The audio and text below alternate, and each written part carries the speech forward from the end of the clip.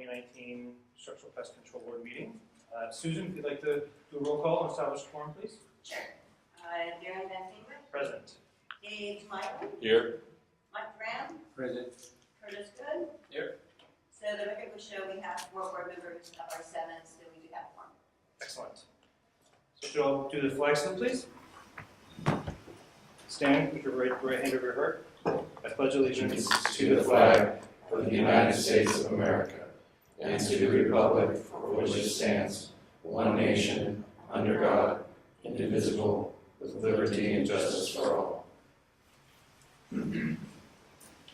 So is there any public comment for items not on the agenda today? Okay, so hearing none, I'm going to pass this afternoon off to Judge Sawyer, and he will take it from here.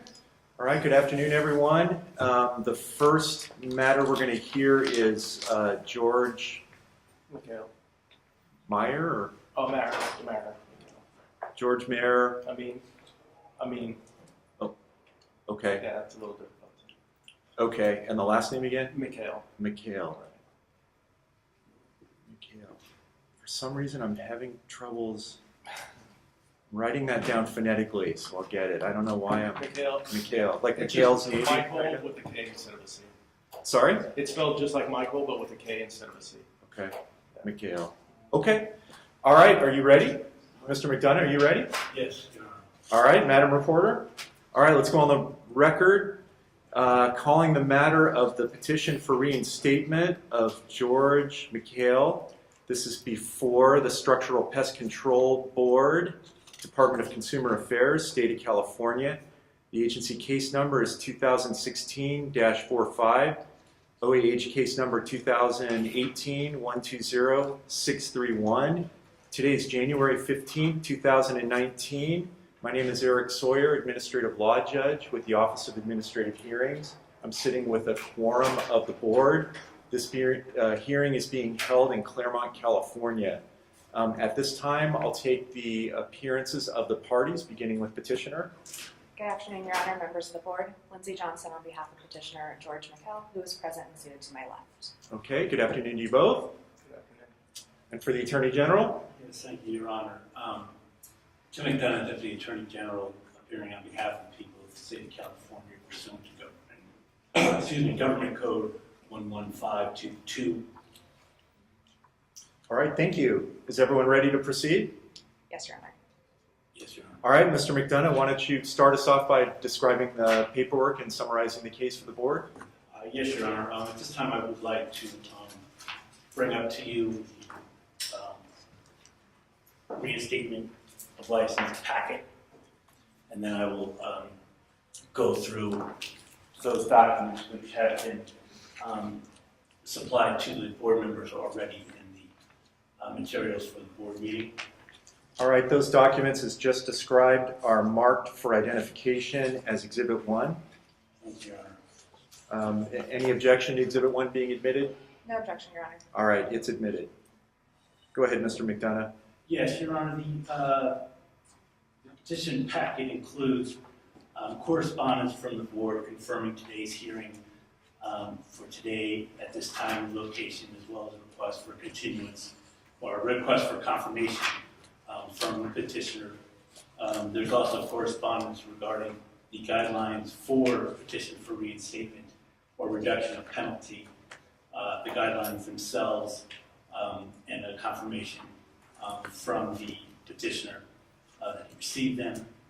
There is the petition for reinstatement of revoked operator's license number OPR 11945, as well as a petition for reinstatement of revoked license declaration, which are signed and dated August 20th, 2018. Those are 4 pages together. There is the request for the live scan service, which was completed on September 5th, 2018 by Mr. Mikhail. There are letters and documents from the petitioner and others regarding petitioner's efforts at rehabilitation as it relates to drug addiction. Those are 6 pages. These include a October 25th, 2018 statement from petitioner regarding his struggles in rehabilitation efforts regarding drug abuse. A letter from the House of Courage Sober Living indicates petitioner lived at that home from April 1st, 2017 until July 31st, 2017. There was a November 28, 2018 letter from an attorney, T. Douglas Allen, regarding dismissal procedures for petitioners' misdemeanor convictions under Penal Code Section 1203.4. And there's also a October 15, 2018 letter of support from Eric Smith regarding his work as petitioner's sponsor at Narcotics Anonymous. There's also 2 letters from the MF Recovery Program that's regarding petitioners' participation at their facility in 2017 regarding drug addiction and treatment. Your Honor, the packet includes the letter of decision regarding the accusation number 2016-45, which was against George McHale, license number OPR 11945. And the decision was based on a stipulation for surrender of his license. The decision has an effective date of August 17, 2016. The accusation itself is included in the decision accepted the surrender of petitioner's operator's license. There is a memorandum from the Structural Pest Control Board staff dated December 17, 2018, indicating that petitioner owes the Structural Pest Control Board $2,035 related to the cost recovery for the investigation and prosecution of accusation number 2016-45. Your Honor, that petition also contains license history for petitioner's operator's license OPR 11945. It contains a license history for petitioner's field representative license number FR 42794. It has the license history for petitioner's applicator's license number RA 45956. And finally, also the license history for petitioner's applicator's license number RA 14877, which was initially issued in branch 2 to petitioner in 2000. Your Honor, one note I would make, so Your Honor, at this time, those are the documents related to the petition. I did feel, in the interest of the hearing, that I would like to note that yesterday, January 14, 2019, I spoke on the telephone with Eric Smith, petitioner's sponsor at Narcotics Anonymous, and he explained to me the petitioner has embraced the Narcotics Anonymous program, is in frequent contact with him as a sponsor, and Mr. Smith feels that petitioner would be safe to practice as he has a strong support system in place, including petitioner's wife. When I found Mr. Smith to be genuine and credible. Your Honor, at this time I'd ask to confirm that the Exhibit 1 has been entered into evidence. It has been. I admitted it several minutes ago. Thank you. Judge, I'll give a brief summary of the case as follows. The board issued petitioner's operator's license number OPR 11945 to branch 2 on December 1st, 2009. On March 17th, 2016, accusation number 2016-45 was filed against petitioner operator's license number OPR 11945. The accusation alleged one cause for discipline. The cause for discipline alleges disciplinary action under sections 8649 and section 490 of the Business Professions Code in conjunction with the California Code of Regulations Title 16, section 1937.1, and that respondent was convicted of crimes substantially related to the qualifications, functions, and duties of a licensed operator. Your Honor, specifically, the accusation alleged 6 convictions, and I wanted to then briefly November 24, 2015, respondent was convicted of a misdemeanor count of violating Penal Code Section 484, Subdivision 8, petty theft. That case was out of San Bernardino County Superior Court, and respondent was sentenced to serve 20 days in jail and placed on probation. You know, Mr. McDonough, I think the board's familiar with the criminal history that led to the initial discipline, so I don't think we need to run that down. Okay, very well, Your Honor.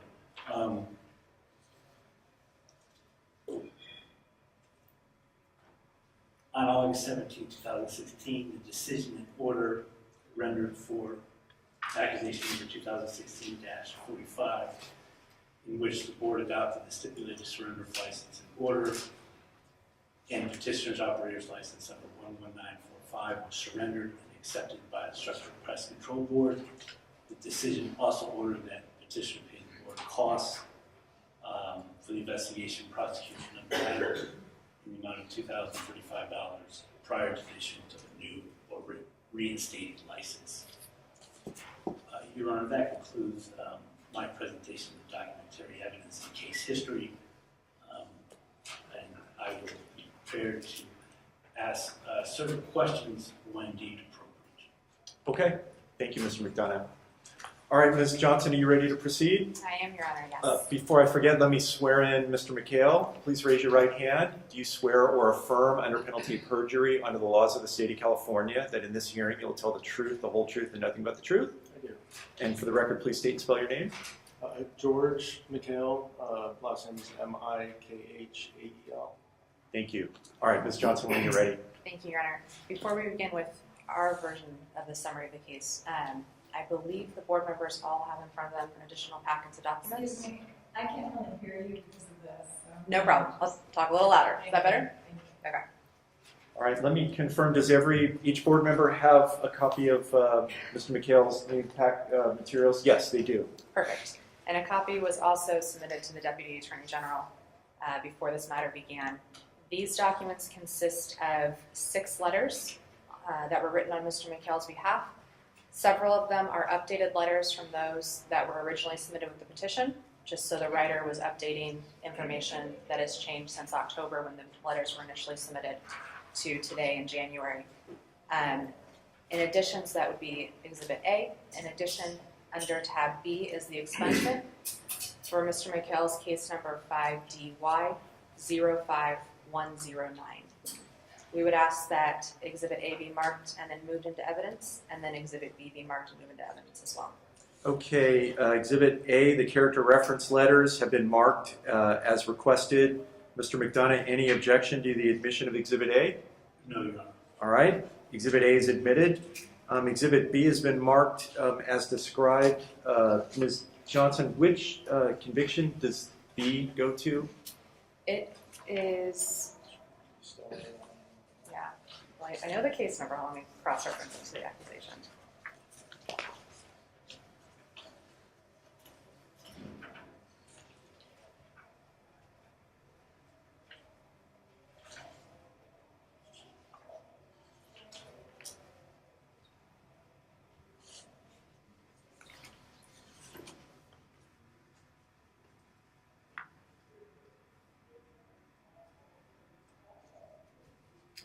Your Honor, it is the July 31st, 2015 conviction.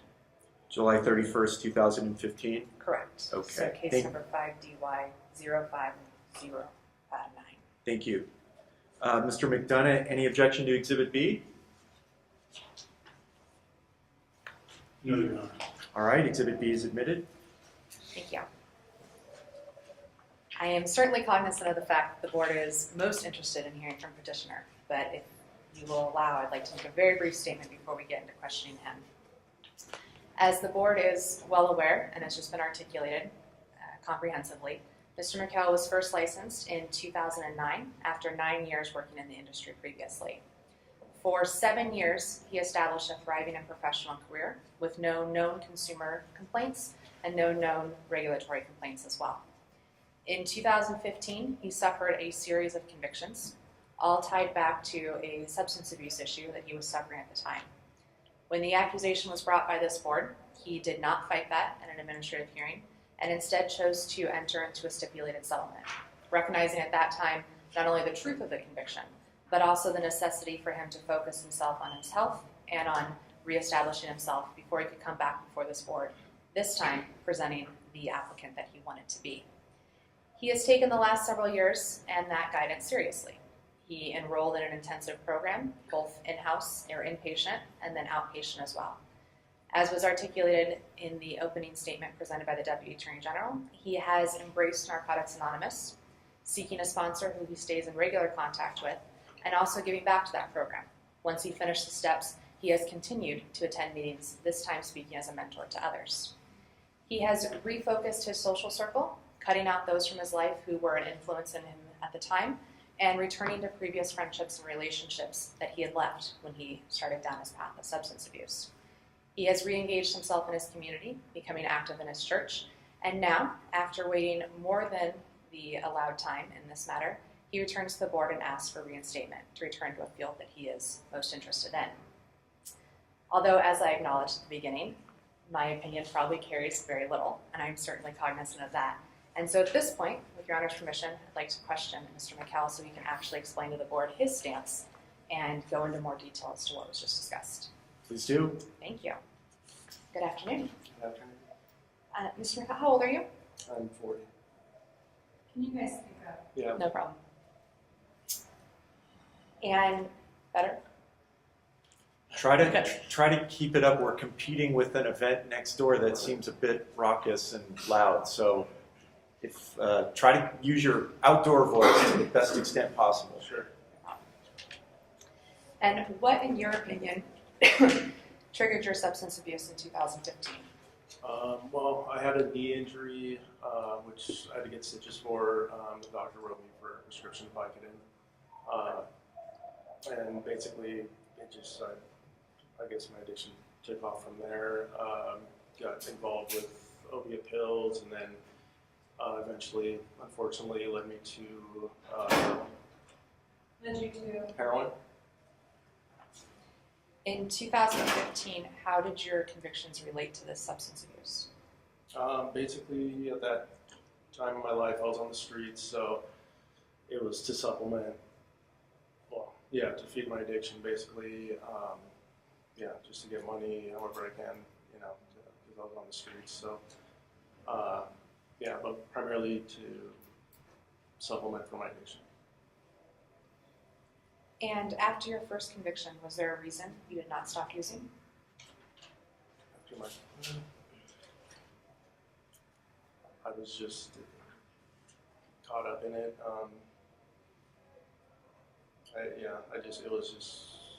I didn't have any help really. I was just wrapped up in it. So yeah, there was no reason.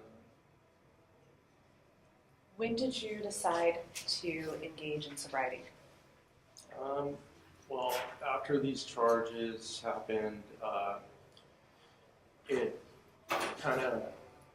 was a little bit of a wake-up call to me that I was just in over my head with this addiction, and I needed to stop. I knew I had a problem. So throughout 2016, I was trying to just stop on my own, and that I just failed. I mean, I couldn't stop on my own.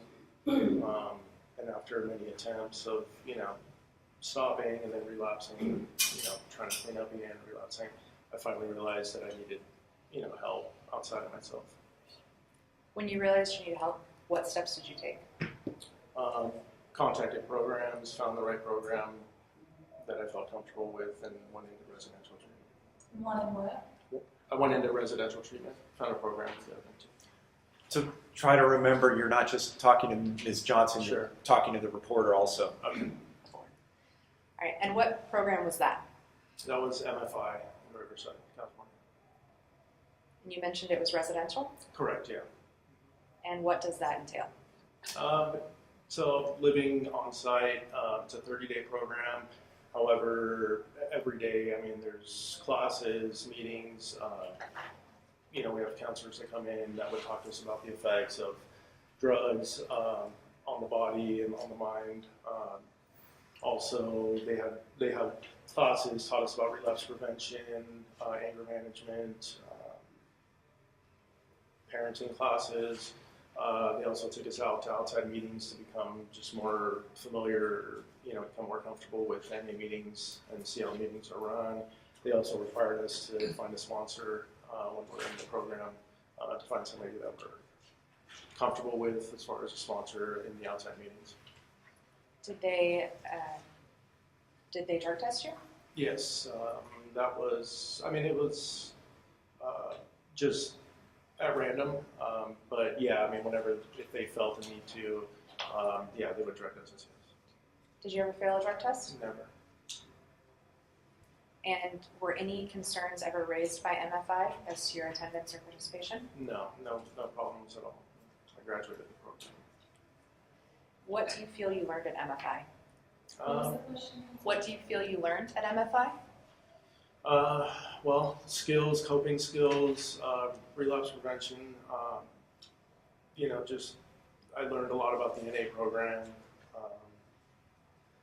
I developed a fellowship. They taught me just the relationships that we, develop within that program. That's basically, our safety net. And the 12 steps. They really got us really just involved and prepared for, when we leave the program and just life in general. When you graduated, did you transition to another program? Well, I went into sober living. And what does sober living entail? It's kind of like the next step down. So it's you're living in a home with other addicts that are working on their sobriety or their recovery. There's house managers, and basically they have their requirements as far as going to meetings. Minimum 5 meetings per week, NA meetings. We have to get court cards signed. Court cards signed at meetings for the house managers, and then also they drug tested us at random as well, and that was more frequently at the house just because we had access to leaving the house, and they encouraged us to go out and find jobs or or go to school or something to just pick up with our regular lives and get transitioned back into society. Were you ever notified that you failed the drug test? No, if we failed the drug test, you'd be gone and you'd be gone. So. You'd be gone. Yeah, they kicked us out. They kick out the person if he failed a drug test. You mentioned that you had to get court cards signed. Right. Was either MFI or sober living ordered by the court? No, I did that on my own. Was NA meetings ordered by the court? No. Hold on a moment. Hold on. Let's go off the record.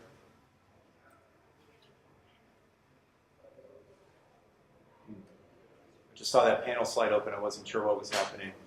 Is that where the noise is coming from? The room back there?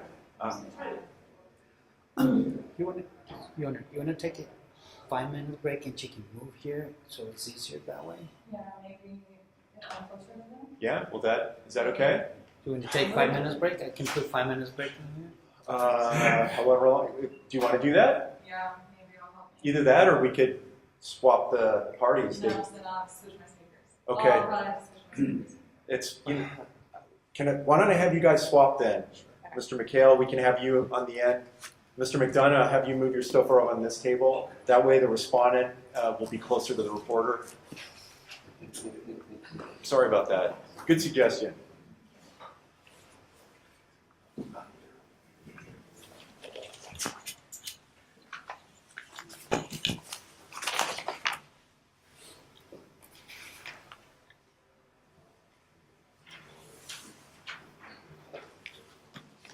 Thank you, Mr. McDonough. Sorry about that.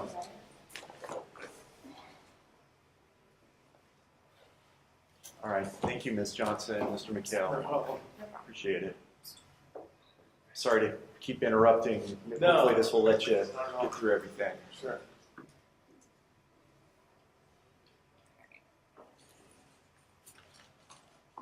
Okay, you guys ready? Yep. Okay. Let's go back on the record. Okay, sorry to cut you off there. No problem. Ms. Johnson, next question. No problem. You mentioned that Sober Living and MFI wanted you to attend NA. I mean, yeah, they encourage, yeah, that's, yeah, part of the program, yes. Do you still attend NA? Yes, I do. Regularly. Are you still living at Sober Living? No, since then I've moved out into an apartment with my fiance. What was the last part? I've moved out into an apartment with my fiance now. And at NA, do you have a sponsor? Yes. And who is your sponsor? Eric Smith?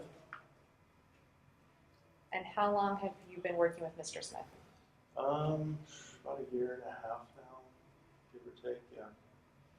And how frequent do you communicate with Mr. Smith? At least once or twice a week, sometimes more. Has Mr. Smith walked the steps with you? Yes.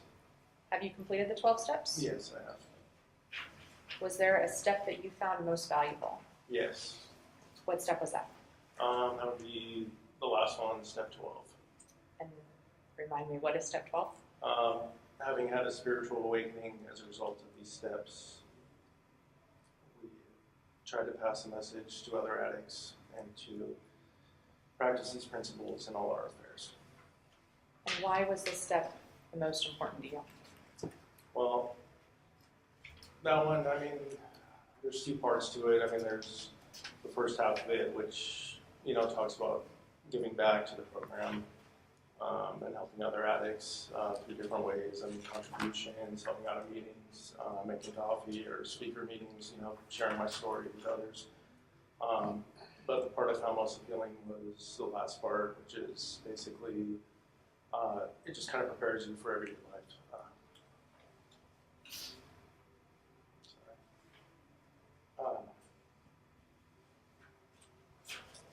So yeah, I mean, it prepares you for, you know, just this new way of life and living every day. Just living an honest, transparent, clean life. Do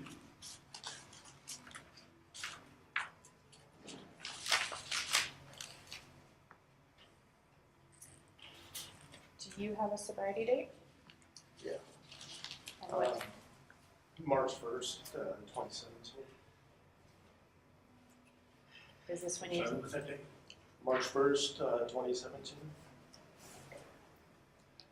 just now when you were discussing a new way of life, is March 1st, 2017 when you started living that new way? Yes. Do you believe that addiction is a lifelong disease? Yeah. And what steps have you taken to confront that moving forward? I've established a good fellowship, continue to go to meetings, work my steps on a daily basis. The program, you know, it's not about just, you know, stopping using drugs and alcohol. It's about changing your way of thinking, you know, your behaviors. Again, being honest and living an honest life and doing the right thing. You mentioned that step 12 had really two parts, and the first part was helping out. Do you believe you help out in your community? Oh yeah, yeah, definitely. In what ways? Well, I continue to go back to the program that I graduated from. They have alumni meetings on Saturday evenings. So they allow the alumni to come back and speak to people that are in the program and share their story. I also do other speaker meetings at other meetings, or just outside meetings. I also contribute to my church that I've reconnected with, help out whatever I can, whatever they need help with, whether it's working in the store, selling stuff, or setting up after church, mass lets out, you know, their coffee, so, you know, how about that, cleaning up, whatever they need help with. Do you understand in 2016 why the board was concerned about your license? Oh yeah, definitely, yeah. And what concern do you believe the board had? Well, I mean, health and safety of the public, I think would be the biggest thing. Yeah, I take full responsibility. I mean, I understand, I don't blame the board for revoking my license. I agree with it, considering, you know, what I was doing. And yeah, I mean, I understand that they have an obligation to society and to the public. Have you been honest with those in your life about the reason for the loss of your license? Yes. Have you maintained support from those in your life? Yeah. A lot of support.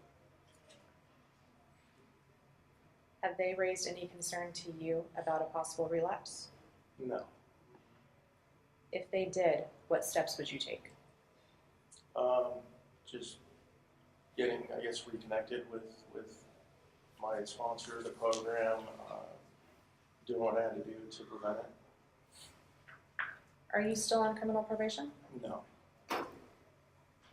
Do you recall when you finished criminal probation? I think the last case was this past November. I want to say in the middle of November, I believe. At any point for any of the cases, was a concern ever raised with your compliance?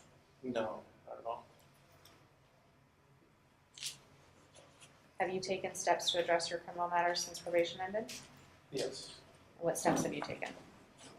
Well, cleaning up the program that I'm working now every day, and just going back to work. Have you taken steps in criminal court to address your criminal matters? Have you sought an expungement, dismissal? Oh yeah. I'm sorry. Yes, I'm currently working with another attorney on expunging my record. Yes, and that's ongoing right now. Have any concerns been raised during that process about your No. ability to expunge? Can you ask the question?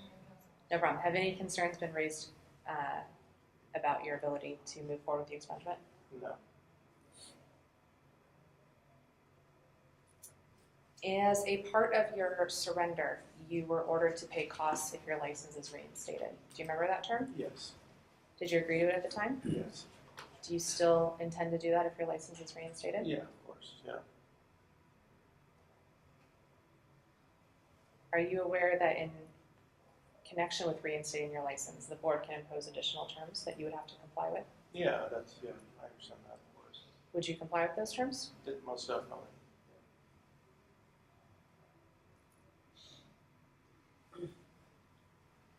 You have a rather lengthy history. What reassurances can you offer the board that that will not be repeated?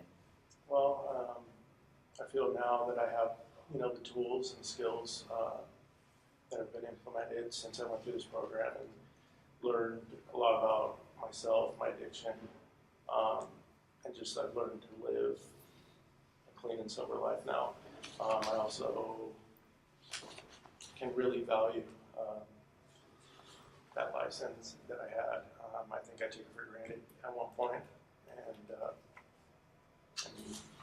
that's why I lost it. But I understand the importance of it and the value of it, and I know there's a level of responsibility that comes with holding a license, and yeah, I would do everything to prevent anything from happening to losing that license.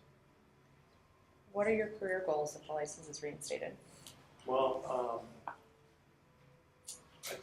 90% of my professional career is in the pest control industry, and I enjoy what I do. I have a lot of knowledge and experience in pest control. I've worked for various companies, and that's really all I see myself doing. That's where I want to be.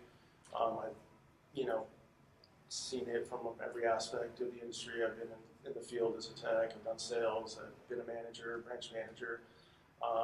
So I would, definitely like to pursue that.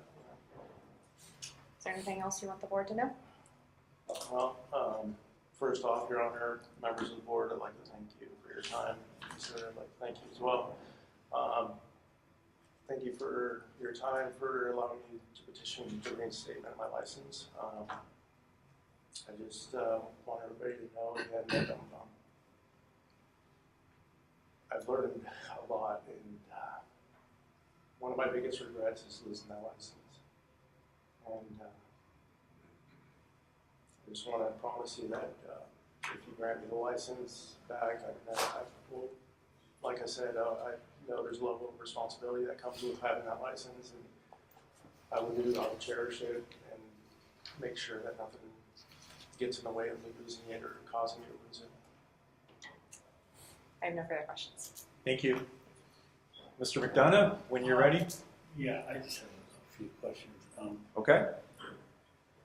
Mr. McHale, congratulations on your sobriety. Thank you. I did want to ask you, during direct examination, you were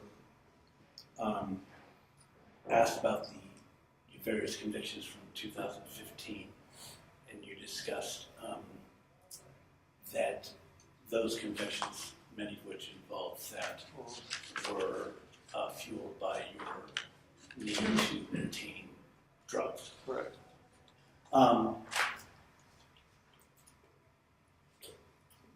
In your letter to the board as part of the petition from October 25th, 2019, and you also pointed out in that letter that during the years of 2013 to 2015, that you unfortunately chose the wrong path in life by introducing yourself to drugs. Was 2013 really when the drug abuse aspect started? I think it was more of just I was starting to hang around with the wrong people. I think that's where it kind of opened that door. Okay. All right. And during your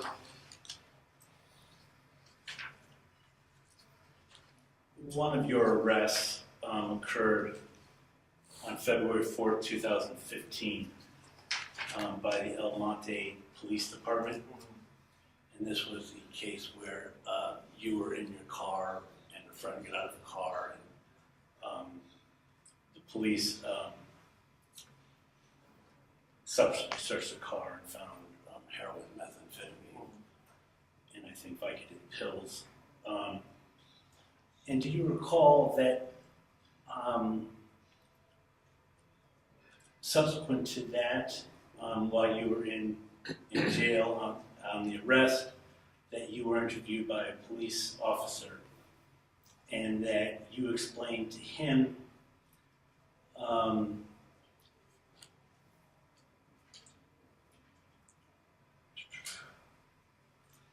that the heroin, methamphetamine pills, and syringes with heroin that were inside the vehicle did not belong to him, did not belong to you. Yet you knew it was against the law to possess illicit items. And according to the report, you stated that you had been a heroin user on and off for approximately 15 years, and that your preferred method of ingesting heroin was by injecting it. Would you say is that a true statement? I don't recall that. I don't remember. Honestly, I don't recall having conversations with them, to be honest with you. No. Prior to 2013, had you been a heroin user on and off for approximately 15 years? No. When was the first time you used heroin? 2015, probably probably in the middle of 2015 at some point. Probably June, July, something like that. Your testimony is that your first use of heroin was in 2015. Yeah, and and prior to that, it was the Vicodin pills, the opiate pills. The Vicodin pills. Yeah, the opiate pills.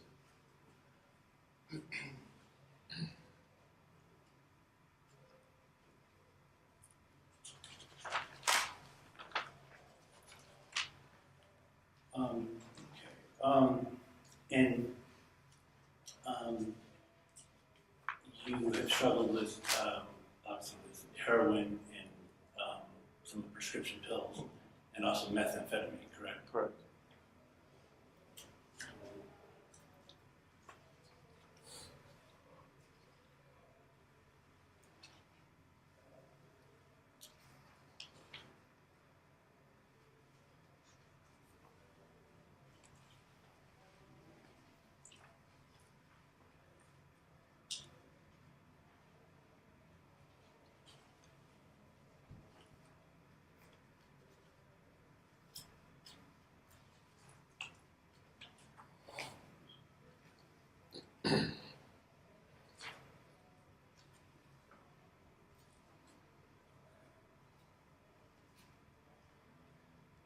Has you had issues with drugs or used illegal drugs prior to 2015? Maybe not heroin, but other drugs?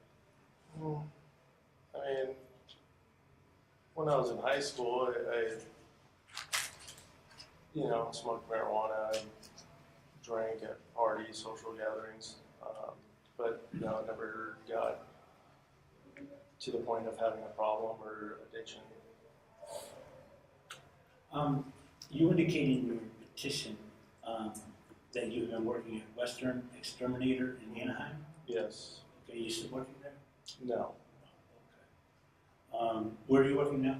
I'm not employed right now. When did you leave Western Exterminator? It was beginning of November, we parted ways. Oh, okay. This year, this past year. Right, just a couple months ago. Okay. Is there any reason why you did not have a letter of support from anyone at Western Exterminator in your materials? No, actually, yesterday I was gonna get something, but it was just too short notice. No, I don't have any reason for that.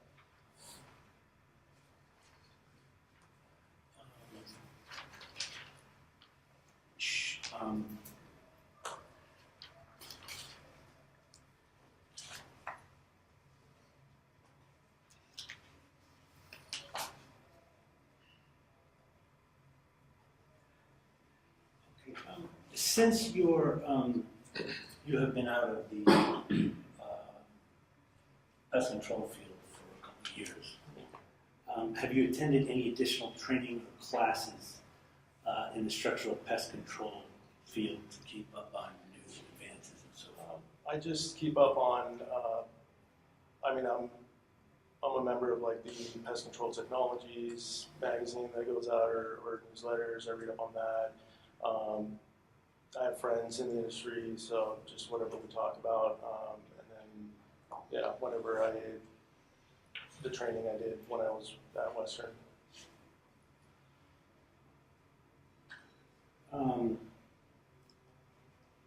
Should the board decide to grant your petition and your licenses restored or reinstated, would you agree to take the current examination for an operator's license and pass that exam as a condition before returning to the practice of structural pest control? Sure, if that's what they request, I'll do that. Yeah, definitely.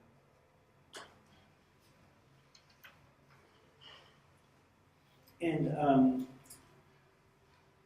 your counsel asked you about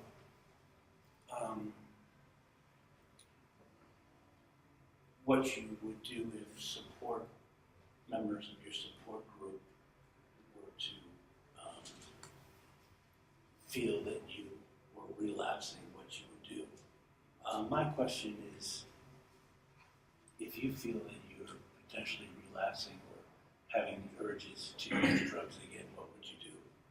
Well, I mean, that is actually, first of all, I don't really see again to that just because I stay connected and involved and, have a solid foundation with my fellowship and then going to meetings, my sponsor and all that daily. However, if I were to start feeling that that's something that, I have to talk about right away before I actually get to that point of picking up and using. And that's why my sponsor is there, and just going to meetings is a big part of that. But part of this whole recovery, like I said, it's not about stopping the drugs, it's about changing your way of thinking and the way you live your life and just every single day. And the reason why that's important is because it's those behaviors, cutting corners or starting to tell lies or taking the easy way out, it's those behaviors that will eventually lead to, the past behaviors that, I changed, and that's what will lead to relapse. So I keep that in front of me at all times. And keep that, just make sure I'm aware of that to prevent relapse.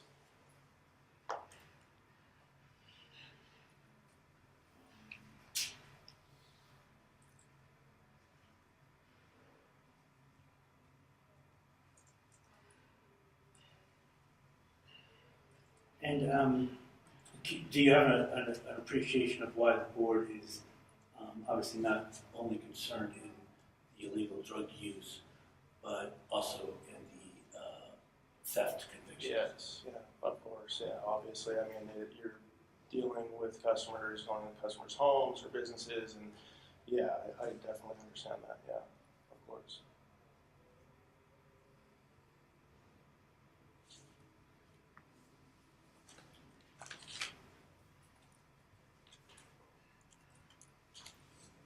We just have 1 second, Your Honor. Okay.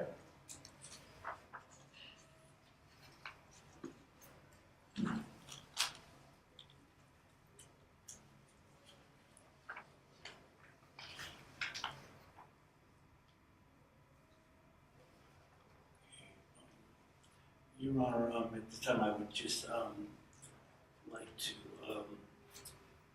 wish Mr. McHale the best of luck in sobriety. And those are the questions that I have for him. Okay, thank you, Mr. McDonough. We'll open it up to questions of the board, if any, beginning on my right. Thank you, Your Honor. I have one. The cost of discipline. We know that it was drug-related. Let's go to a little higher note. On your declaration of 1025, you state that you have a college degree. Correct. Can you elaborate on that and tell me exactly where are you going to take your life in this new chapter with the education that you have, you know, and a license if the board decides to? Sure. Well, yeah, so I have, you know, my business degree from the National University, but as far as, yeah, working in the industry, I think that just contributes more to my experience and all that with you know, pest control work. I think with getting my license back, depending on which one it is, I mean, if it's like a field rep or something like that, I mean, I would love to just work for, you know, a big company and just work my way back up into management like I was doing. Like I said, I feel that I have a lot to offer the industry as well as any company. So yeah, just, you know, I'd like to set my career. I mean, I'm getting too old to, you know, be doing this. So, I mean, I just want to get set with a good company and a career and just advance with them. I think I can bring a lot to the company with my knowledge and experience and my educational background as well. So you have your degree in business administration? Correct, with an emphasis in marketing. Yeah.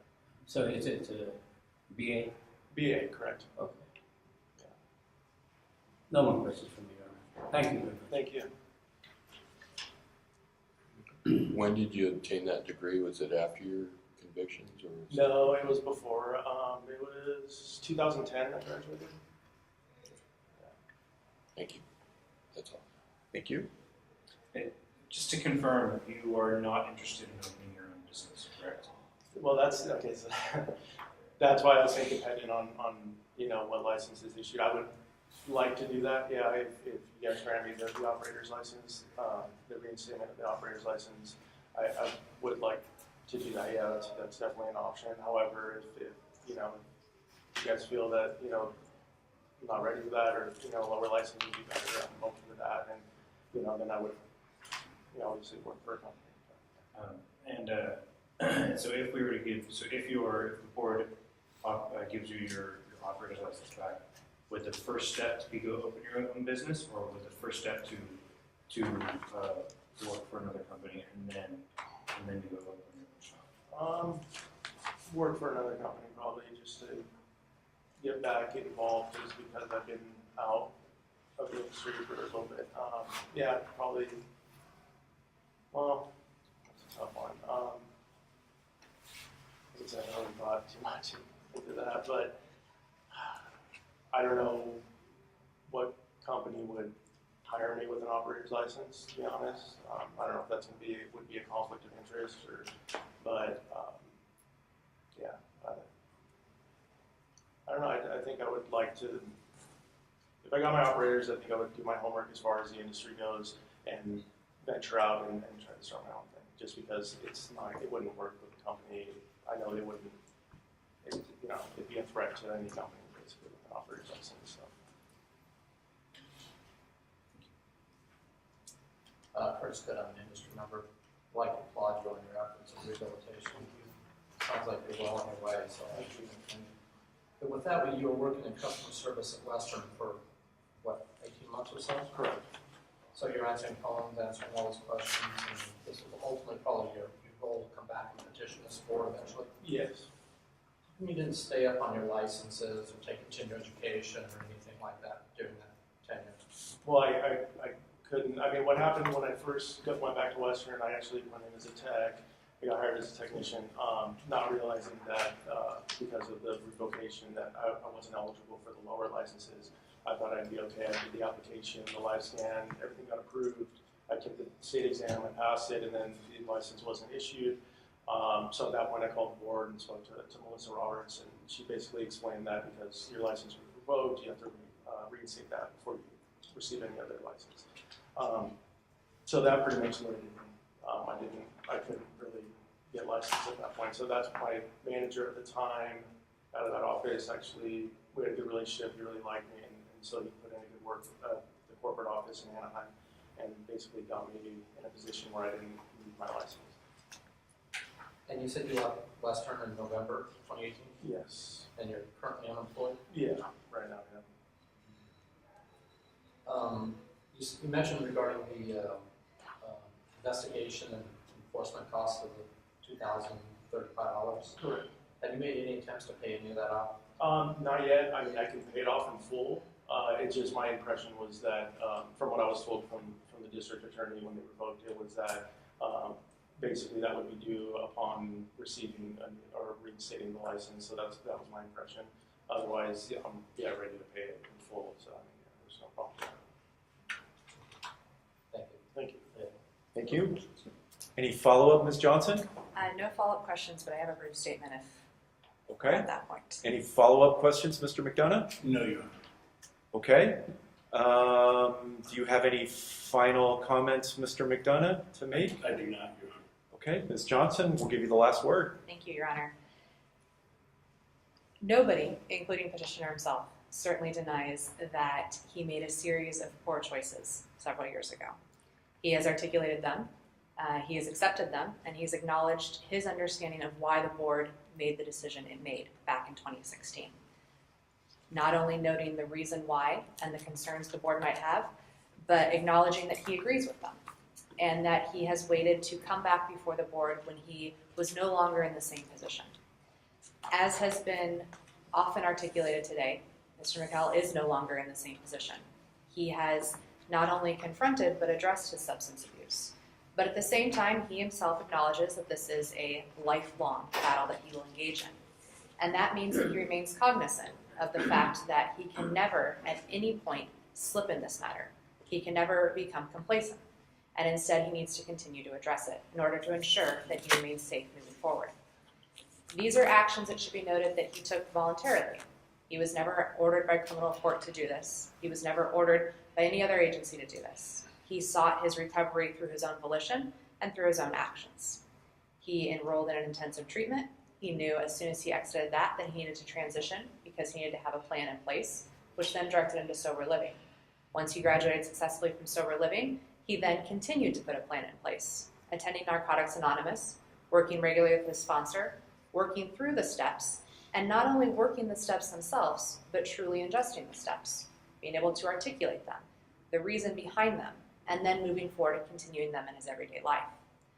Once he graduated from sober living and once he completed the steps, he still continues to go back to the program, both not only attending meetings and working with his sponsor, staying in regular contact with him, but serving as a mentor to others by going back and telling his story. It keeps him connected to a community, his fellowship, to use his language. And that connection provides him not only the relapse prevention plan, but it keeps him cognizant of what he needs to do to move forward. He's made other steps. He's returned to his church. He started a new relationship. He started a new family. And he has returned to being the professional that he once found himself to be. And now he comes back before the board, and he asks for a license back in an industry that is really, for the most part, all that he's known and what he's long focused on. Certainly the board has many considerations when deciding whether or not the public would be protected by a person and by granting them the license. Ultimately, the highest concern of the public or of an agency when granting a license. We're fortunate that this agency, like many, have set out a criteria for rehabilitation, guidelines, so to speak, in terms of whether or not somebody is rehabilitated and therefore worthy of a petition back.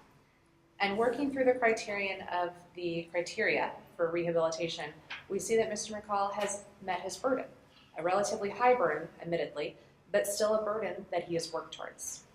The nature and severity of the actions are not ones that he has ever diminished. They are not ones that he has diminished today in front of you. He has looked at his total criminal record, although certainly voluminous, but in a rather condensed time period, a time period where he admits he was certainly struggling and one that he has confronted. In the time that has lapsed since that matter, he has used that time wisely. He has sought his rehabilitation, he has attended his programs, he has returned back to a career, and he has continued to advance in that industry, and more importantly, he's continued to advance as a person. He has used the time wisely, and it should be noted, did not come back to the board 1 year after the revocation of his license, when he was then eligible. Instead, he took his time. He made sure that he had everything in line, so that way he could present the best applicant possible in his opinion. He complied fully with criminal court and is working through the expungement process with no known concerns, and those expungements have been started, the ball is rolling, and at least the first one has been granted. So that really turns us back to the last criterion, the idea of rehabilitation, one that ultimately is considered to be the most important.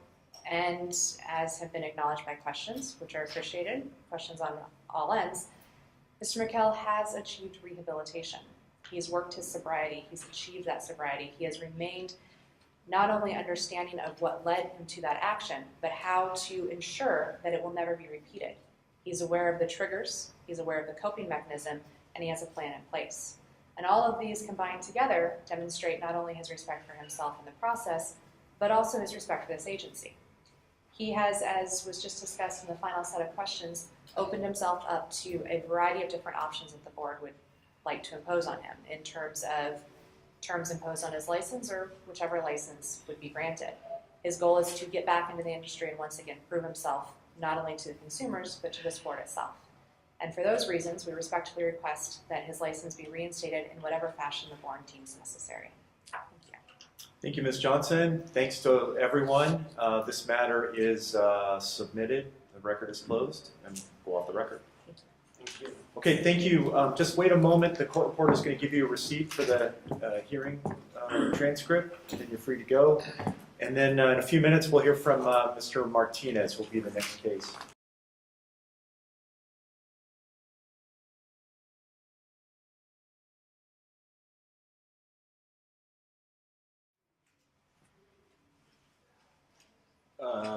Are you ready, Mr. Martinez? Yeah. Okay. Mr. McDonough, are you ready? Yes. Madam Reporter? Okay, let's go on the record. Calling the petition for reinstatement of Frederick V. Martinez. This is before the Structural Pest Control Board, Department of Consumer Affairs, State of California. This case bears agency case number 2016-40 and OAH case number 2018-120632. Today is January 15, 2019. It is a little after 2 p.m.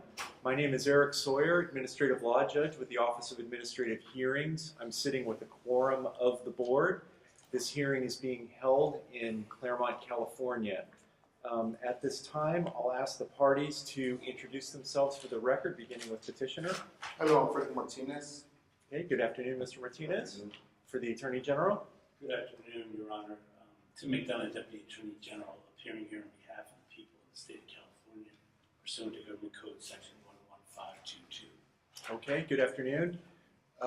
Mr. McDonough, you may identify the petition for us and provide the board with a brief overview of the case. Thank you, Your Honor. May I approach? Please. Your Honor, I will present you with the petition for reinstatement and related documents and ask that be marked as Exhibit 1. So marked. Thank you, Your Honor. And I will keep brief identification of the evidence. Exhibit 1 consists of correspondence from the board confirming today's hearing date and a request for confirmation from the petitioner. There are also a letter from the board to the petitioner regarding the guidelines for petition for reinstatement or reduction of penalty, and confirmed as received by Mr. Martinez.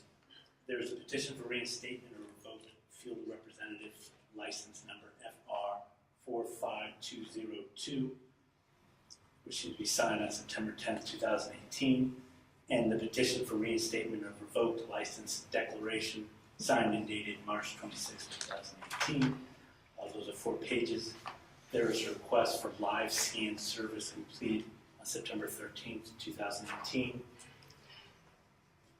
There is a February 14th, 2017 letter and order. It is 6 pages, and it is an order denying petitioner's request for reconsideration regarding the decision and accusation number 2016-40. The January 17th, 2017 letter and decision and order accusation number 2016-40 regarding the accusation against Frederick Martinez, license numbers, applicators number RA 49671 and field representative license number FR 45202. This is a decision adopted, the proposed decision of the administrative law judge had an effective date of February 16th, 2017. Also included is the actual accusation. The decision revoked both petitioner's applicator's license number RA 49671 and his field representative license number FR 45202. The decision found that petitioner shall pay the costs related to the investigation and prosecution of the accusation in the amount of $2,310.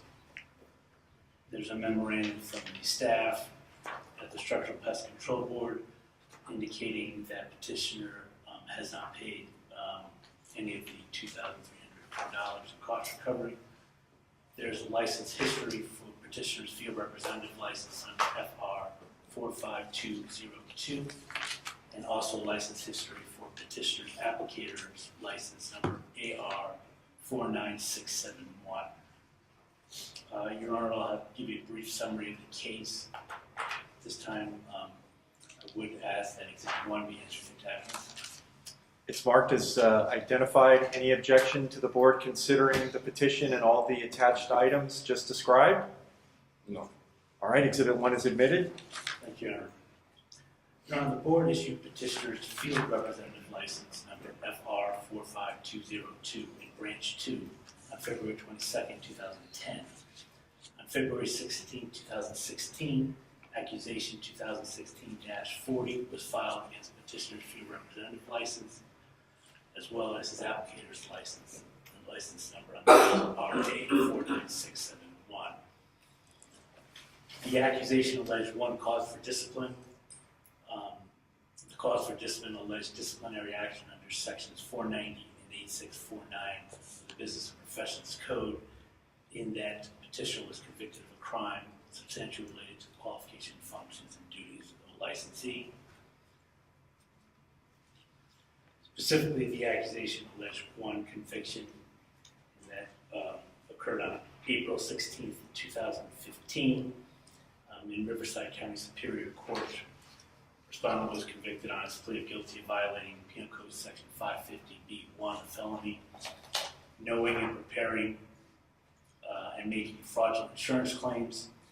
This charge was reduced to a misdemeanor pursuant to Penal Code Section 17B4. Pursuant to the plea bargain, the count of Penal Code Section 55, Subpart A1, a felony, presented a false and fraudulent claim for payment of a loss under contract of insurance was dismissed. So the conviction was a misdemeanor. In the end, respondent was granted summary probation for 3 years, committed to the custody of the sheriff for 60 days, which could be served in electronic monitoring, and he was ordered to pay a fine and penalty of $9,700. significantly responded with further order to pay victim restitution in the amount of $19,549.91, both of which have been satisfied. Briefly, Your Honor, the circumstances that led to the petition are that between April 29, 2012 and October 4, 2012, the Department of Insurance began investigating Petitioner and other co-defendants who conspired to submit fraudulent insurance claims.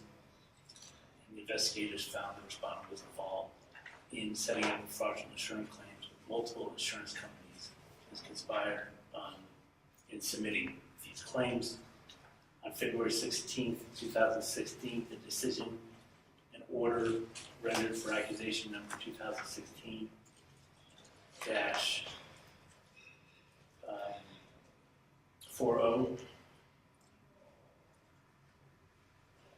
The board adopted the proposed decision of the administrative law judge after a hearing, and petitioner's field representative license number FR 45202 and his applicator's license number RA 49671 were revoked by the Structural Pest Control Board, and costs of the investigation and prosecution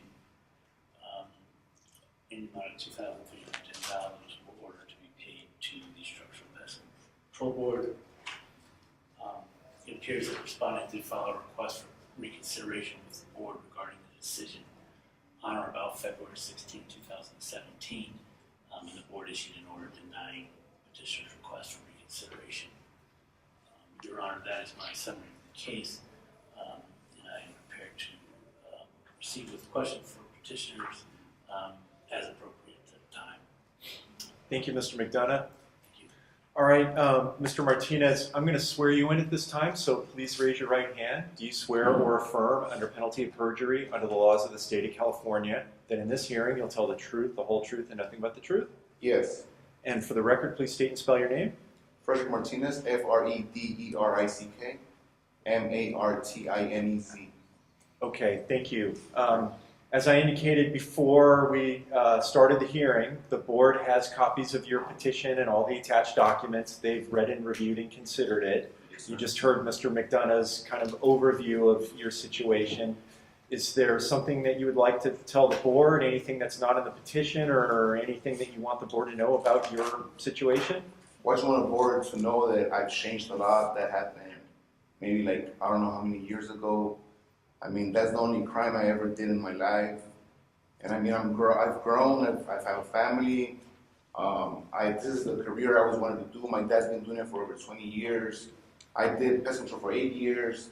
I know I messed up, but I've grown a lot now, and I'm just ready to go back to pest control. Hopefully, my company, I have a letter here saying they'll hire me like on the spot if I could get my license back. So, I mean, I'm just trying to go back to Dewey and do good as I always did in Dewey Pest Control. I never did any harm to pest control. I know I messed up, but I'm ready to go back to pest control.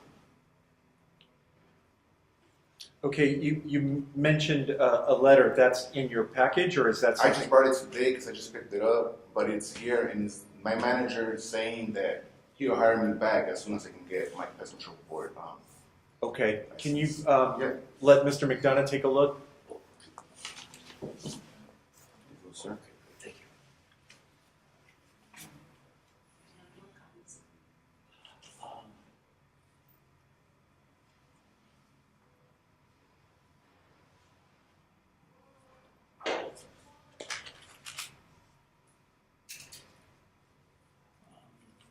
Your Honor, I'm not going to have an objection to this if petitioner wants to submit it. Would you like us to get copies of it? Is that possible? Okay, can you get 4 copies, please? Yes, sir. Do you I'm need? sorry for the late. It's just that I barely got it. I asked them a long time ago, but I barely got it. That's so okay. I called again, and they did it for me now. That's okay. These things happen. Yeah. Do you need that letter back, or can I? No, you can keep it. It's for you guys. He made it for you guys. Okay, so I'll keep the original and put it as part of the petition materials. For sure. Okay, that's being copied. Anything else you'd like the board to know?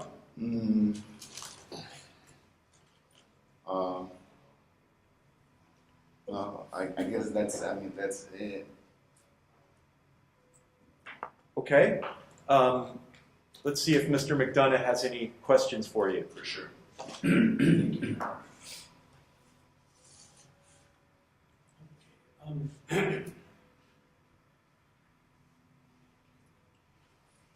Ms. Martinez, you've admitted that you were convicted of a misdemeanor charge of violating Penal Code Section 550 subpart B1, knowingly preparing and making a fraudulent insurance claim. Yes. And that that was a claim that you submitted through the help of another individual who, I guess, fraudulently crashed your Grand Jeep Cherokee. Yes, sir. And put a claim in for it. And the Grand Jeep Cherokee was totaled. Yeah. And you, the insurance company that you submitted the claim to, paid about $12,227.44 to have the car loan paid off. And you received about $6,413.65. Yes. Okay. Why did you get yourself involved in this criminal activity? I mean, it was a big mistake. In that time, I had just bought a house, and I was kind of struggling a bit, I guess. And I guess I was hanging around with the wrong people and stuff, and I did that. But I mean, I told you again, I mean, it was so many years ago. I mean, I haven't done any crime. I have a clean record. And yeah, I messed up that time. But I mean, it was probably because I was struggling or something. But I mean, I will never do it again for sure.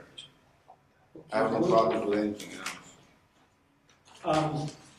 Were you in a position where you couldn't afford the car payment? Basically, yes. Okay, what is the status of your criminal probation? I finished it. I did my 60-day house arrest. I paid all the fines I had to pay already. I'm actually trying to expunge. I actually already paid my lawyer to expunge my misdemeanor, so I have a clear record, everything, because that's the only crime I've ever done. But he hasn't finished it. I also asked for a letter of that, but he didn't get it to me. I even called him yesterday, and he didn't get that to me, but I am trying to clear all my record already. Or and you actually paid the restitution of $19,000. Yes, sir, I paid everything already. Can you repeat that, Counsel? Yes, let me just finish the question. And you actually paid the restitution of $19,594.91. Yes, sir, I paid all that already. I mean, I'm just trying to get that crime expunged, and I'll have a clear record, even if the pest control, hopefully they give me back, but hopefully I have my clean record, and I can continue with my life, and hopefully get a better job. I'm hoping I go back to pest control, as I said before. My dad's done it for over 20 years. My older brother does it. All my family's done pest control. That's what I did since I graduated high school. I graduated 18. By 18, I was already doing pest control. I did that all my life till I got revoked, which has been 2 years now. I've been struggling to get a new job. I've been working here and there, 3 months here and there, but I know if I get this license back, Dewey will hire me back, and I'll go back to the path I was doing correctly before. When you paid that restitution back, do you remember when you paid it? Yeah, it got paid within, I don't know, maybe that year or so. I mean, my dad helped me out because they had promised me that if I got a misdemeanor, my pest control license wasn't even gonna get revoked. But then it hunted me down a couple years later, and I did get revoked because they told me if I only had a misdemeanor, that would help me a lot. So we paid all that money to downgrade the felony to a misdemeanor, but I still had my license revoked, sadly. But I mean, that's why we paid everything already. All right, Mr. McDonough, sorry to interrupt, but before I forget, the letter from Dewey Pest Control that was referenced before, I have the original, and the board members have copies. For the record, we're marking this for identification as Exhibit A, And if memory serves, Mr. McDonough, you're not objecting to this being admitted? No objection. Okay, Exhibit A is admitted. And sorry again for that interruption.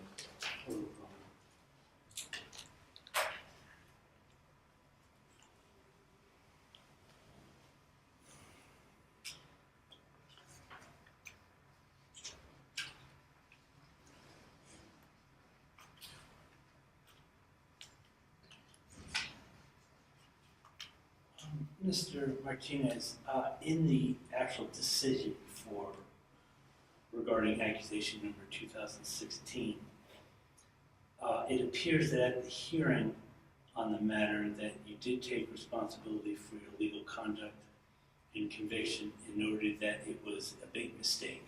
Do you remember that at the hearing? Yes.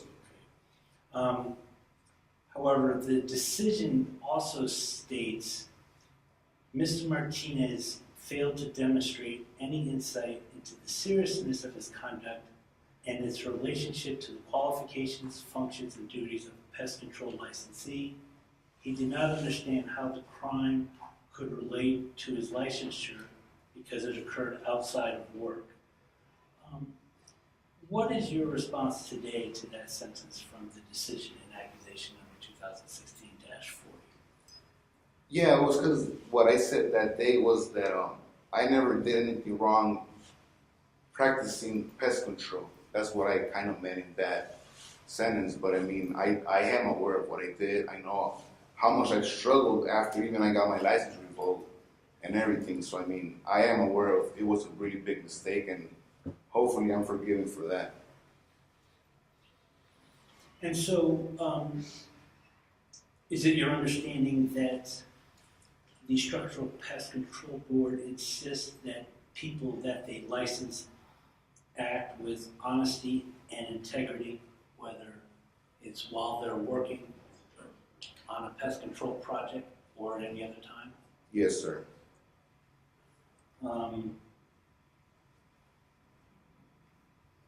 Have you done any rehabilitation steps since your revocation of your license, apart from complying with your criminal probation terms? I've been going to church every Sunday. I participate in Bible studies. That's probably about it. So you attend church? Yes. Okay.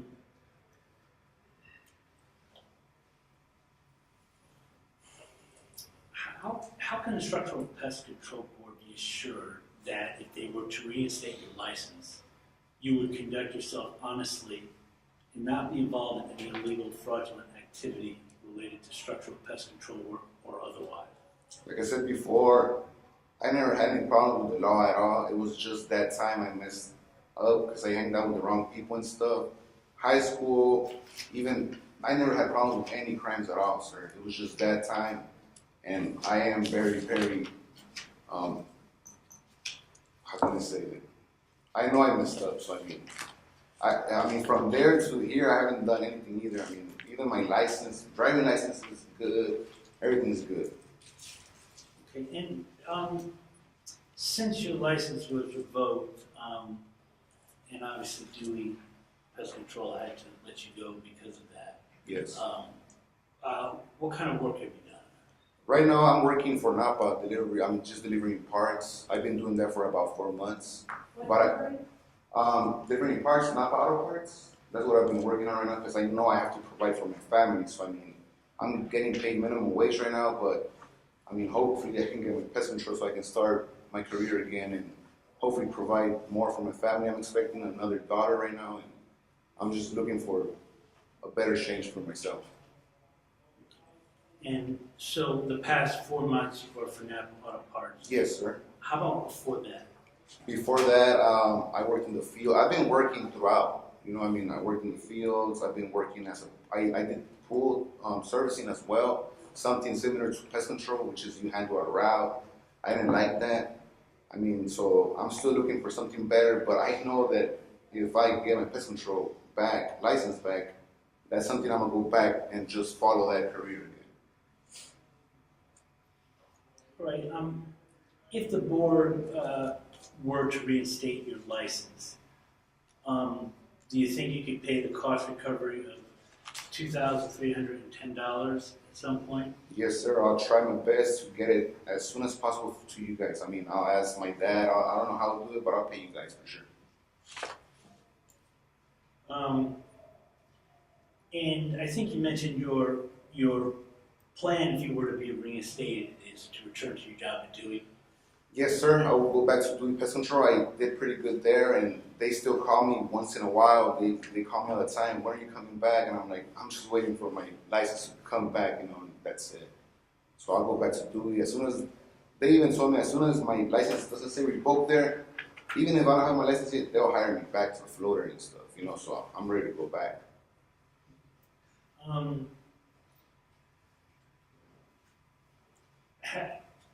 It's been a little while now since you've been working as a licensed pest control professional. Have you attended any additional training or classes in the structural pest control field to stay kind of updated on the advances in the field?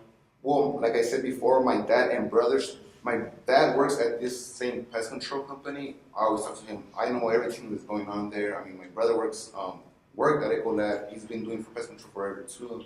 So I mean, I still kind of know some new laws that come up sometimes. They mention it to me. But I mean, I'll study everything again. I'll do whatever I have to do to get back on up to date. If your petition for reinstatement was granted by the board, would you be willing to take the current examination for a field representative's license and pass that exam? Yes, sir. Condition before returning to the practice of structural pest control? Yes, sir. I'll do that again if I have to.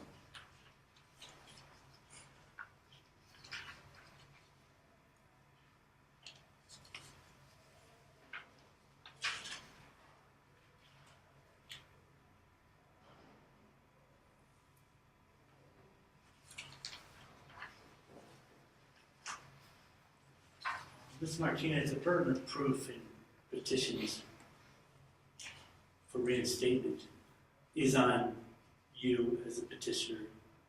And as such, is there anything, or is there any other information that you would like to provide to the board in support of your request to be reinstated? I really don't have anything else because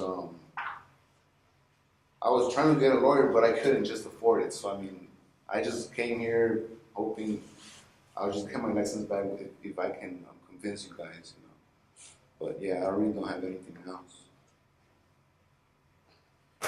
Those are the questions that I have. Thank you, Mr. McDonough. Before I open up for board questions, Mr. Martinez, I neglected to ask you to tell us who's here with you today. She's my wife, Evelyn Cesena. Okay, good afternoon. Thanks for joining us. Okay, opening up for board questions, beginning this time on my left with Mr. Good. Thank you, Your Honor. Mr. Martinez, thank you for coming for the board today. In your packet, you received some guidelines for reinstatement. Did you kind of review these? This page? I don't think so. I'm not sure. I read everything, but I don't quite understand everything. But yeah, I think I read it. Okay, a lot of things in here, particularly when the background with the charges that you had. Let me maybe rephrase and back up. Do you completely understand why this board revoked your license? Because I deal with people and stuff. They offer me their trust and everything, something like that. Yeah, I mean, that's a very good start, yes. Yeah. I would say that's pretty accurate. You have keys to people's homes. And yes, so they need somebody that's honest and that's gonna take care of them like they want to get treated and stuff. And it's really a privilege to work in this industry and part of DCA, Department of Consumer Affairs. That's why we go through background checks, all of our licensees. Because as a board, we first have a commitment to the consumers of our products. So that's kind of how you cross the line. And even though that was outside of the industry, that's how you lost your license. There is a number of things on here that would help you for reinstatements. Are you doing anything with any community? I think you mentioned earlier you're going to church. Yes. Are you doing any extra activities there? I go to Bible studies. I attend with my wife, my mother-in-law, father-in-law, other family members. Any other rehabilitation you've done? No, not really, sir. The courts didn't order you to? No, I didn't get ordered to do anything of that. That's why I never really looked into it. And I've been busy trying to work and stuff like that. No, I get that. I Yeah. understand you're trying to provide for your family. Yes, sir. I think it was asked that you haven't taken any classes in the last couple of years regarding any pest control related courses or anything. No, I haven't. But you feel you're current still with your knowledge of the industry. Maybe not, but I'm pretty sure hopefully I can just, if I have to retake the test, I'll redo it so I can study everything again. Get up to the new laws and stuff. I have no further questions. Thank you. I have Thank you. The gentleman from Dewey that wrote you the letter, was he aware of why you lost your license? Of course, he was aware of everything. He knew specifically that you had participated in Yeah. fraud. In the decision that resulted in your losing your license in 2016, one of the it's indicated that a lot of your friends were also involved in similar parts of that scheme, and that you still see some of the friends who were participating in that. Is that still the case? No, I don't see them no more. There was like 2 cousins that I see still because they're family members, but I mean, we've all on the same page, you know, it's something we did and we just like, don't try to remember about that no more. Okay. So you don't know anybody who either participated then or there's nobody that's in your life now that is a potential source of pulling you back into that? No, sir. No, of course not.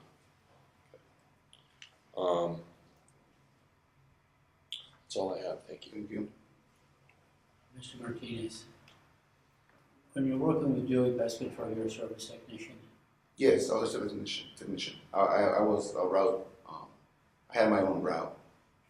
Right? And you stated here that you service approximately 1,500 homes a month. Yes, sir. I had a community called Sun City Del Webb in Palm Desert, and that's the one I took care of.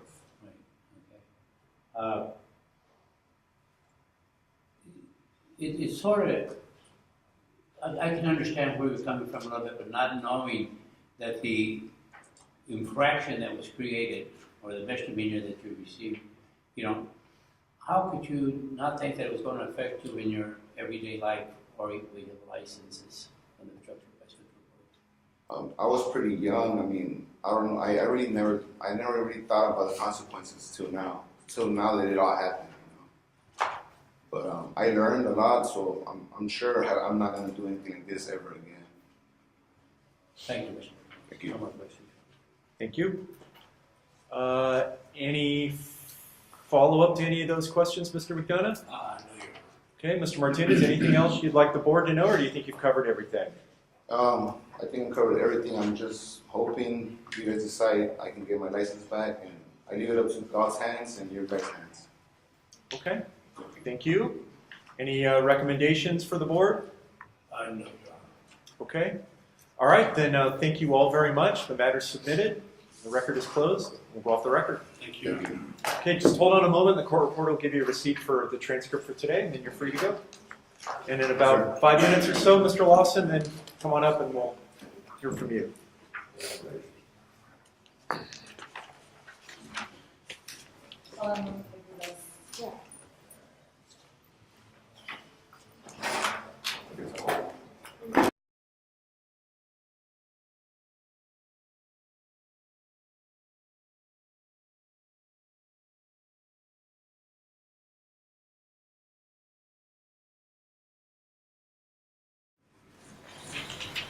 Okay, this is the Lawson matter. Are you ready, Mr. Lawson? Yes, I am. All right, and Mr. McDonough, are you ready? Yes, Your Honor. Okay.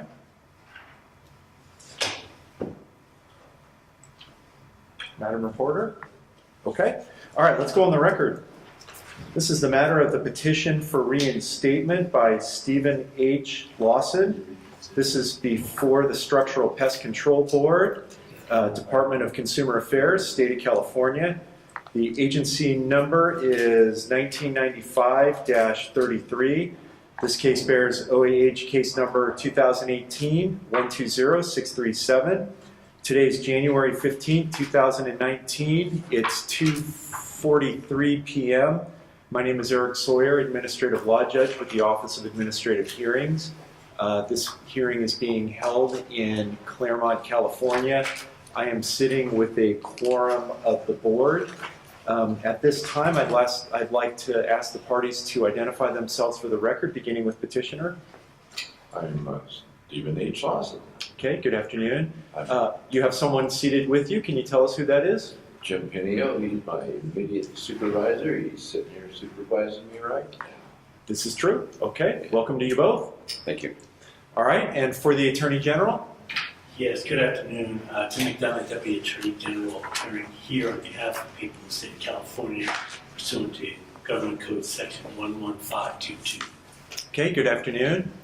Mr. McDonough, you can, if you'd be so kind, identify the petition for us and give the board a brief overview of the matter? Yes, Your Honor. May I approach? Please.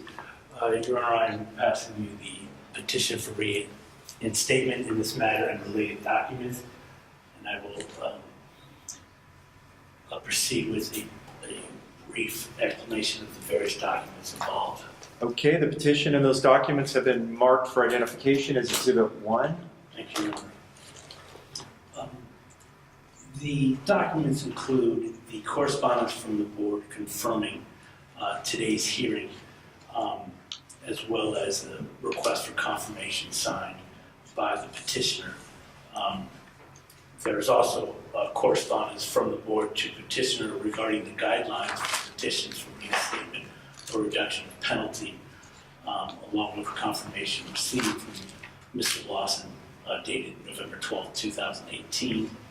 There is a petition for reinstatement of revoked operator's license number OPR 8722 and petition for reinstatement of revoked license declaration signed and dated November 12, 2018.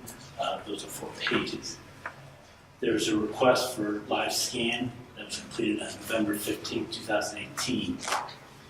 There's a letter from the petitioner in which he indicates he is seeking an applicator's license. He also explains his current job and personal life regarding his family. He explains that he has learned that he has to take full responsibility for all professional services that he is entrusted with. He also notes his participation in Alcoholics Anonymous.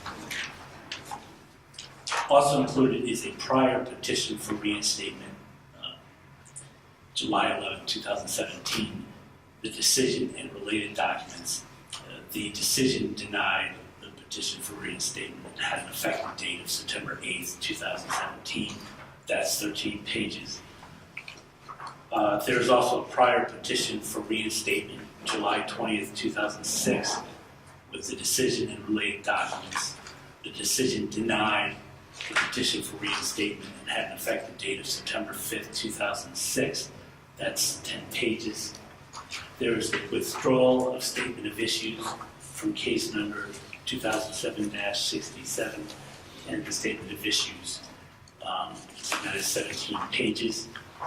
There's also withdrawal of accusation number 97-03, along with the accusation number, and actually you're on 1997-03, and that's 9 pages. There's the decision and order in case number 95-33 regarding the accusation against Lawson's fumigation,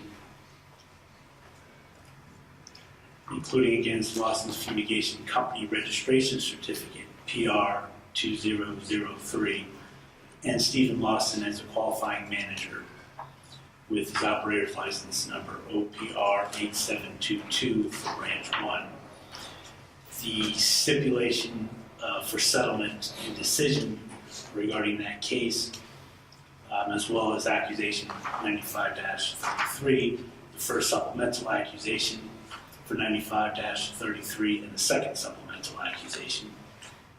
The decision has an effective date of October 26, 1996, and that decision revoked the company registration certificate number PR 2003, branch office number 4279, and petitioner's operator's license number OPR 8722. That document is 37 pages. There is a June 23, 1995 letter and a decision regarding the first amended accusation number 94-04 against Lawson's Fumigation and Stephen Lawson. That decision had an effective date of July 23, 1995. The decision placed petitioner's operator's license number OPR 8722 and the company registration number PR 2003 on probation for 3 years with various terms and conditions. The decision included a suspension period. There's 27 pages. There's a memorandum from the Structural Pest Control Board staff indicating that petitioner paid a civil penalty of $7,000 in lieu of 38 days of suspension and paid the cost recovery of $2,918.93 that was related to accusation case number 94-04. Copies of the checks are included. However, the memorandum indicates that the required $8,000 restoration bond was never posted. Also, with regard to the probation terms associated with accusation number 94-04, quarterly reports were not filed with the board. That memorandum is 3 pages. There's an August 11, 1995 letter to petitioner indicating that the $8,000 restoration bond was not received by the board. And also a March 1st, 1996 letter from the board to petitioner explaining that quarterly reports were not submitted as required by the decision accusation number 94-04. There was a first amended accusation for accusation number 94-04, that's 25 pages. There is a license history for petitioner's operator's license number OPR 8722, and there is the license history for petitioner's field representative license number FR 13850. Your Honor, that's my explanation of Exhibit 1, the petition for reinstatement packet, and would ask that it be entered into evidence. All right, thank you. It's marked as requested. Mr. Lawson, do you have any objection or concern with the board reviewing all of the documents that Mr. McDonough just mentioned? No objection. Okay, Exhibit 1 is admitted. Thank you, Your Honor. I'll proceed with a summary of the case. Please. As follows. The board issued petitioner's operator's license number OPR 8722 in Branch 1 on April 1st, 1991. On July 27th, 1993, accusation number 94-04 was filed against the operator's license. On July 23rd, 1995, the decision regarding accusation number 94-04 ordered that the operator's license be suspended for a period of time or pay a civil penalty of $7,000 and was placed on probation for 3 years. On November 28, 1995, the second supplemental accusation number 1995-33 was filed against petitioner's operator's license number OPR 8722 on October 26, 1996. The stipulation and settlement regarding accusation 1995-33 revoked petitioner's operator's license. The second supplemental accusation, number 1995-33, alleged numerous violations, including Business and Profession Code sections 8641, 8547, 8505.10, 8505.15, and violations of various regulations.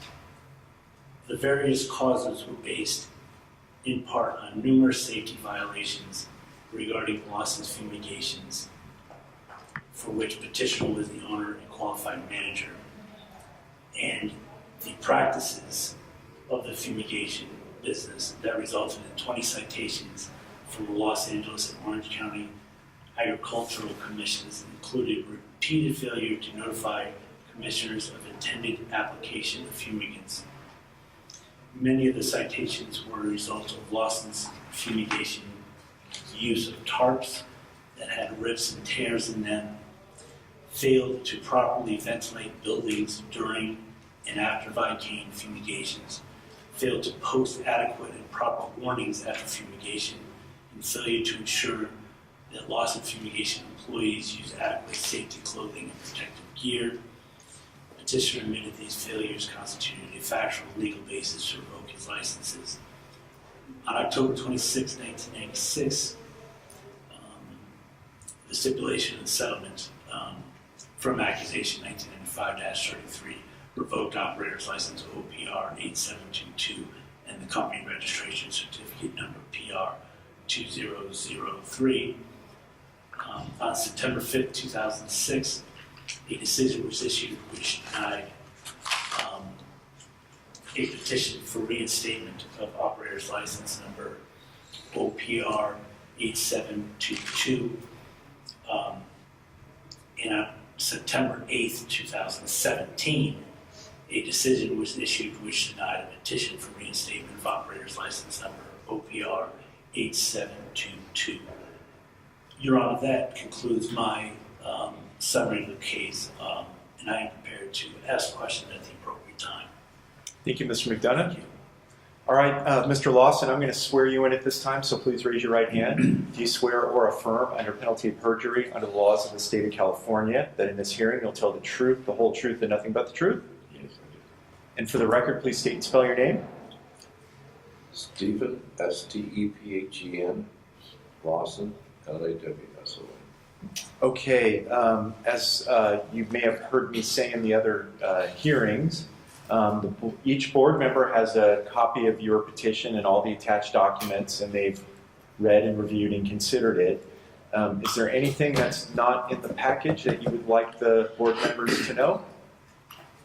Yeah, I would like to say at my last hearing, I neglected on the paperwork to fill out that I had a DUI.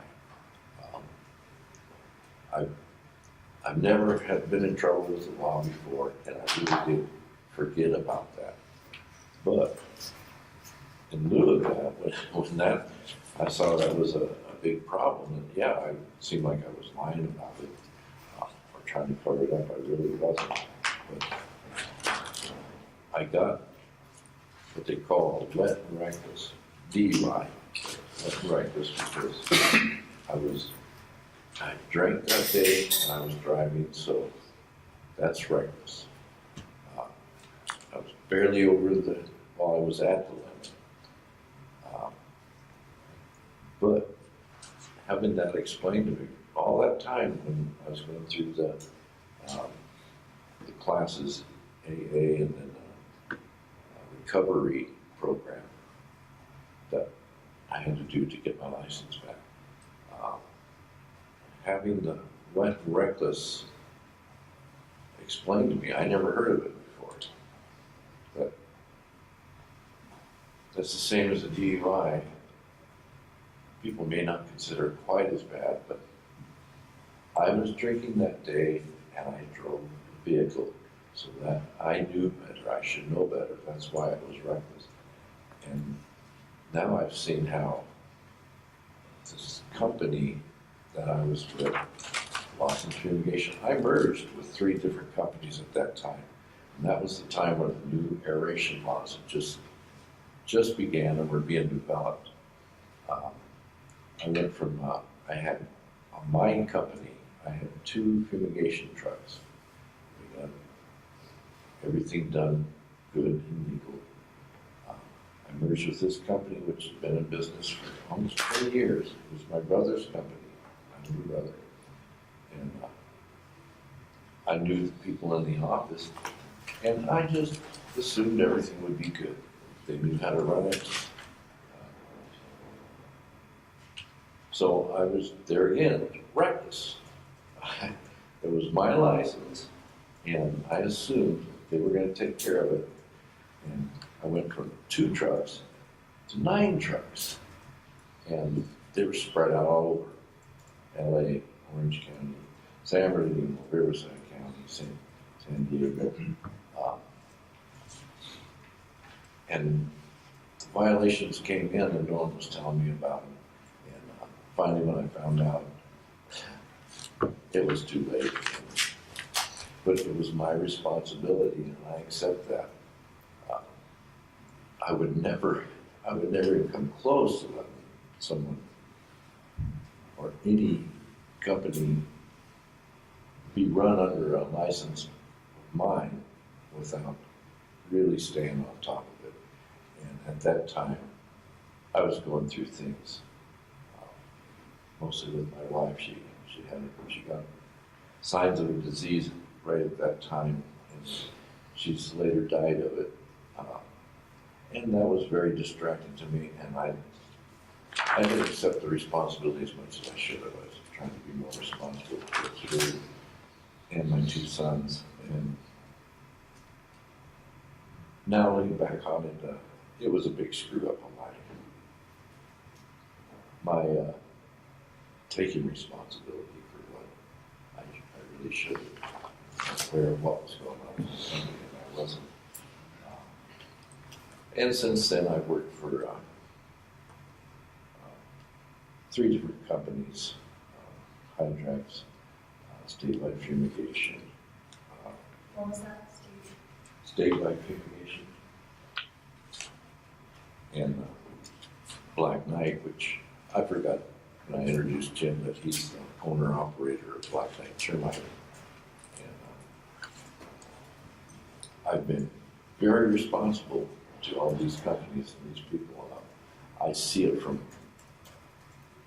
what happened to me. I don't want it to happen to them, and I'm very responsible with their equipment, their employees, and their customers especially. And I've always tried to be honest, considerate, and conscientious to people I work with, friends, and the community around me. And I've never had any criminal or civil complaints. I try to be a good citizen. And, I'd like to make America better. But Trump's on that, so he's making it great. Anyway, I just want to say I apologize for all that did happen. You hear what's in these pages, and boy, it sounds like I'm a bad guy, but I'm so embarrassed when I had to go to court on this. And that wasn't the way I would want to run a company, but that's the way my company wasn't totally my company, but it was being run, and I'm ashamed. I was ashamed then. I've been living in denial about it because I had a good excuse in my mind. But I see how, well, it sounds terrible, and I regret it immensely. I'm not that bad of a guy. I really am not. I'm running out of things to say.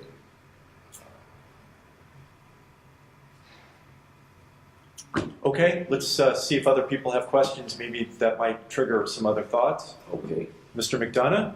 Yes, thank you, Your Honor. Mr. Lawson, you started off by pointing out your conviction.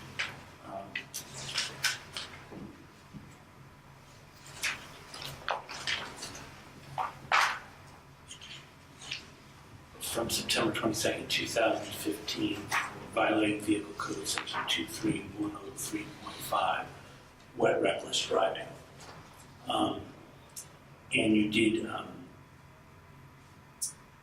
note that on your current petition for reinstatement. And that is the same conviction that you had failed to indicate on your previous petition in 2017. Okay. Are there any other criminal convictions besides that one? Not at all. Did you complete the criminal probation successfully for the? Yeah, I attended AA meetings, a recovery program that was 6 months, and paid a good fine, and lost my full driver's license privileges. I could drive to and from work, but everything's taken care of. I have a license reinstated. And I might add, I don't drink every day. The only time I drink was when I play in dart tournaments. And I actually need at least 3 beers to do, for aiming fluid. I shoot better that way, and that's the only time I drink. And I've pretty much stopped throwing darts since then because I don't want to drive recklessly.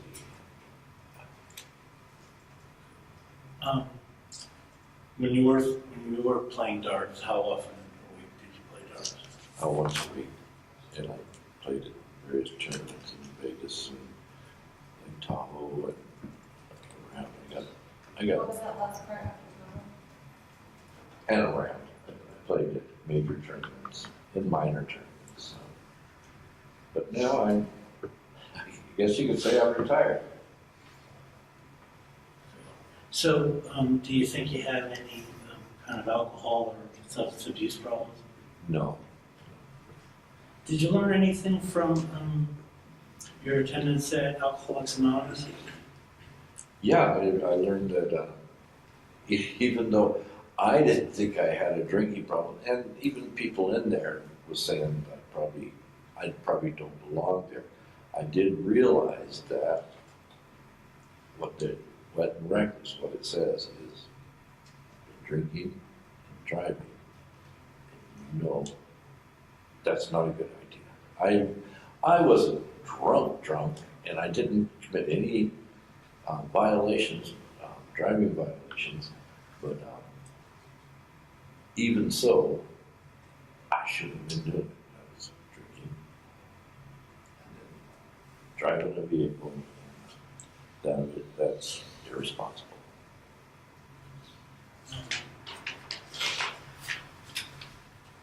And it appears from your testimony that you've come to appreciate the role of an operator in having essentially full responsibility for the operations of the company and its employees. Yeah, it was new to me. I got in the industry and worked for both my brothers. My brother Dave wanted to move to Florida, and I ended up buying his fumigation company, Quality Fumigation, and I got my operator's license so that I could do that, and I was doing it. Everything was going swimmingly. I just worked in Riverside in San Bernardino County. I got along with the ag inspectors there, good. And then I grew bigger, finally 2 fumigation trucks, and then that depression hit, and it was hard for companies to keep going. My brother wanted me to merge with him and another company to make it easier for everyone to survive, and I did. But now my license is qualifying the operations of, I think it was 10 to 12 licensees, which running 9 different fumigation trucks. And I didn't grow into that. It was, bam, there I was. And I thought everything was going good too. The office neglected to keep me updated on everything. And got in big trouble.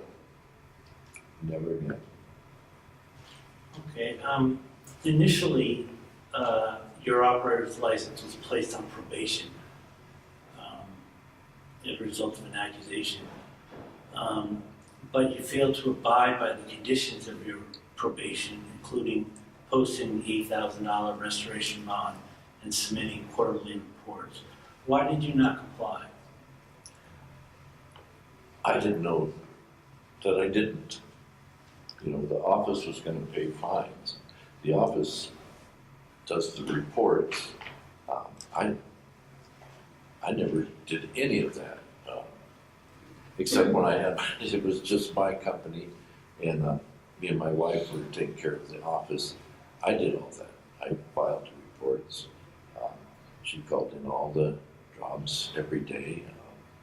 But now this is a bigger company. They had 3 secretaries in the office that was taking care of all that.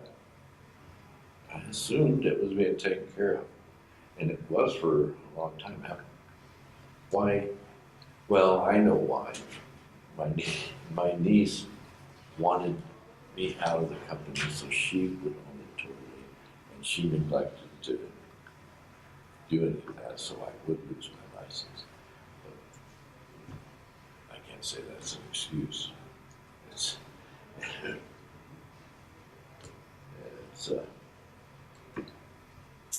I'm ashamed. I'm ashamed that that happened. The accusation that ultimately revoked your license was based on the failure to adhere to safety precautions for the public and for your employees on numerous projects back in the 1990s. Why was there an apparent disregard for safety regulations? This was the time they incorporated new aeration procedures. The licensees weren't totally updated on it, and they were still fluctuating the rules and regulations on the aeration procedures. If a fan stopped running during the aeration, and it was overnight aeration, then it turned into a day and a night aeration. And if one of those fans quit running, that was a violation. The ag inspector was there when you went to certify the job and a fan wasn't running. They write your regulations. There was regulations on totally new regulations that the licensees were trying to take care of, but then the trucks had to be, you had to carry more equipment on the trucks, more fans. It ended up being hard for a fumigation truck to carry adequate equipment, but we were doing it. Some of the licensees didn't. They weren't. I wasn't a licensee getting these violations. It was my licensees that I was responsible for. And it was a hard time for all fumigation companies, and there was a lot of violations throughout the industry. It was a hard time. Okay, since 1995, I imagine there are even more regulations and rules that must be followed in the structural pest control field. How can you ensure the structural pest control board that if your license is reinstated, you will comply with all the rules and regulations and work in a safe manner and consistent with not only the long-standing regulations, but also the new and current regulations? That's really easy because I never want to fumigate again. Never ever. It's a hard, rough, dirty life typically. And with the rules and regulations always changing, you can get violations from the Ag Department, Highway Patrol, pesticide enforcement. Besides, I'm too old to do it. I don't want to drag snakes and carry tarps on the road. It's something I'll never do again. Haven't wanted to ever since I got out of it. I just now want to get my applicator's license. So I can do local treatments and help out with some crew work. Okay, you submitted a letter with your petition for reinstatement. And you pointed out some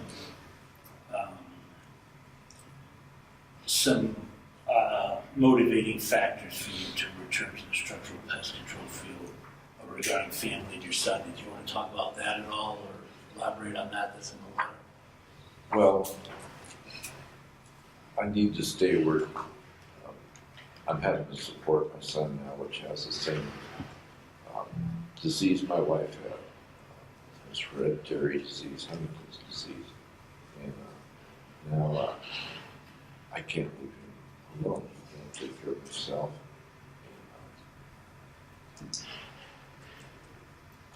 I need to stay at work. Mostly because of him. I have good friends in Montana. I used to live there.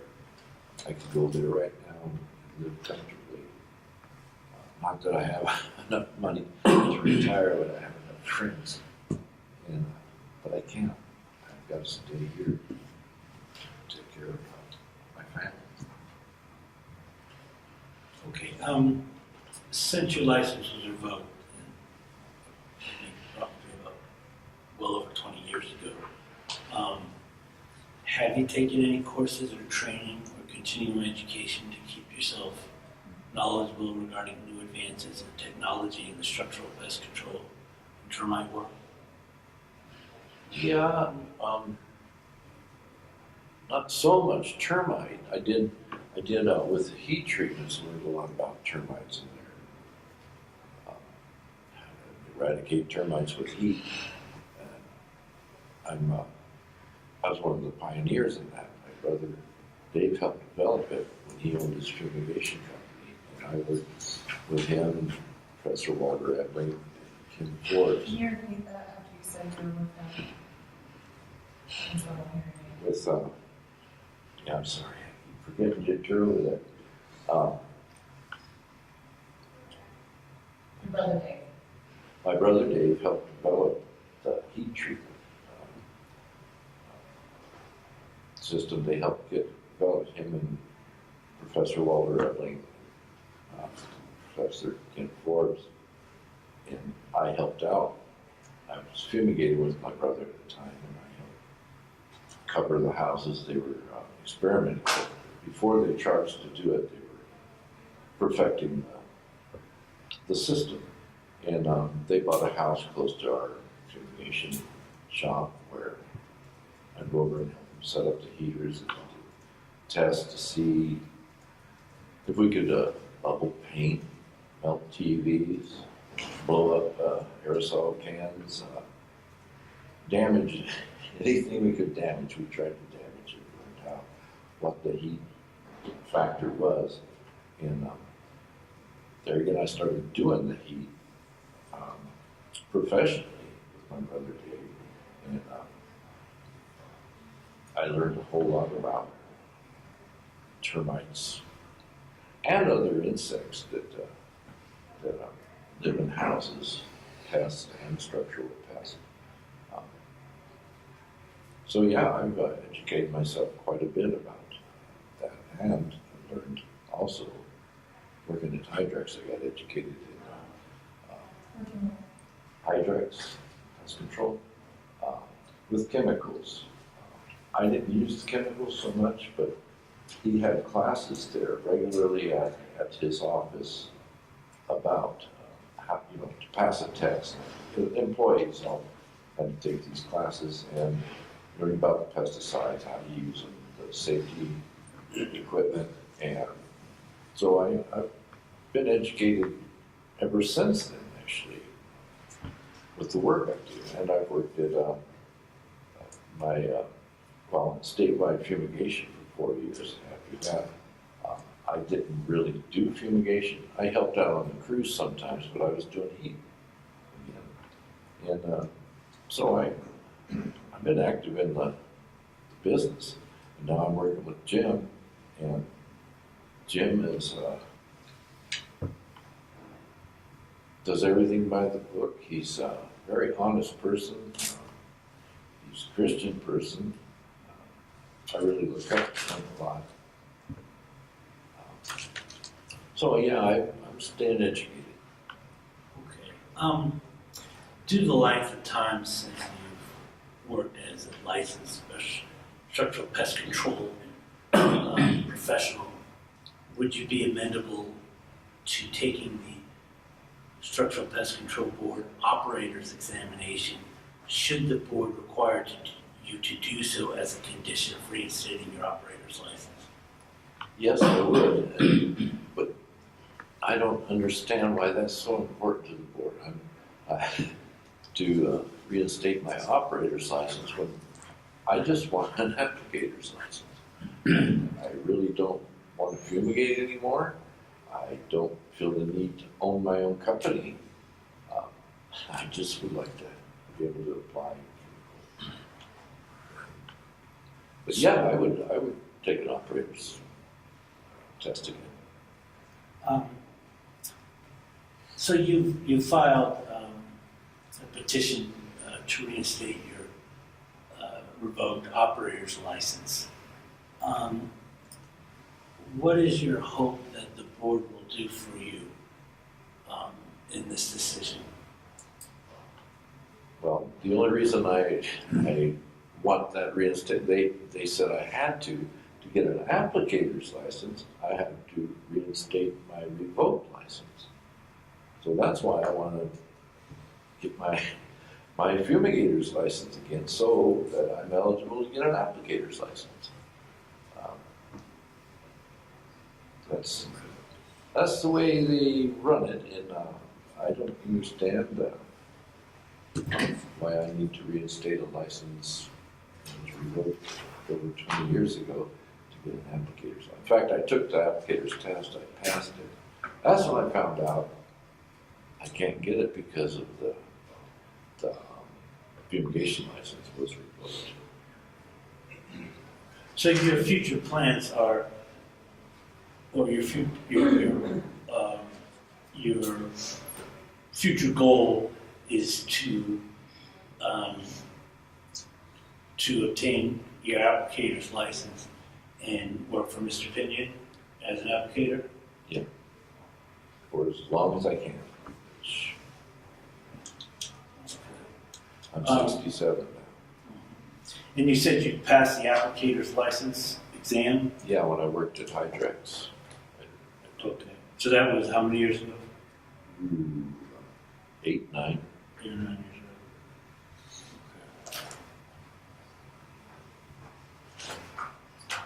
ago.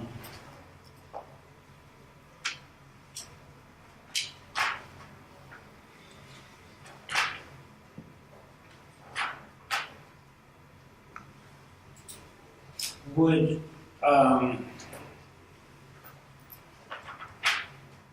as part of your petition here today, would you look to essentially ask that your operator's license be reinstated, or potentially ask that the requirement that you can't get an applicator's license while you have the revoked operator's license be waived, that would allow you to take the applicator's license and apply to become an applicator and see if you've gotten an applicator's license through the normal course of the process of seeking an applicator's license. That would work for me. I would appreciate it. So have I essentially kind of articulated what essentially your true goal is through this petition? Yeah, I want to get an applicator's license. Or legal to apply chemical, because it does come up quite often working with Jim. So is it fair to say that if you don't get it really wouldn't bother you not to ever have your operator's license reinstated, but you want the opportunity to apply for, take the test, and go through the process, see if you become an applicator? Yeah. Without this hurdle of having a revoked license? Yeah, I've had enough fumigation. I mean, ever since I was 12 years old, I was helping my brother. I dragged snakes and did a lot of dirty work. I don't enjoy it. And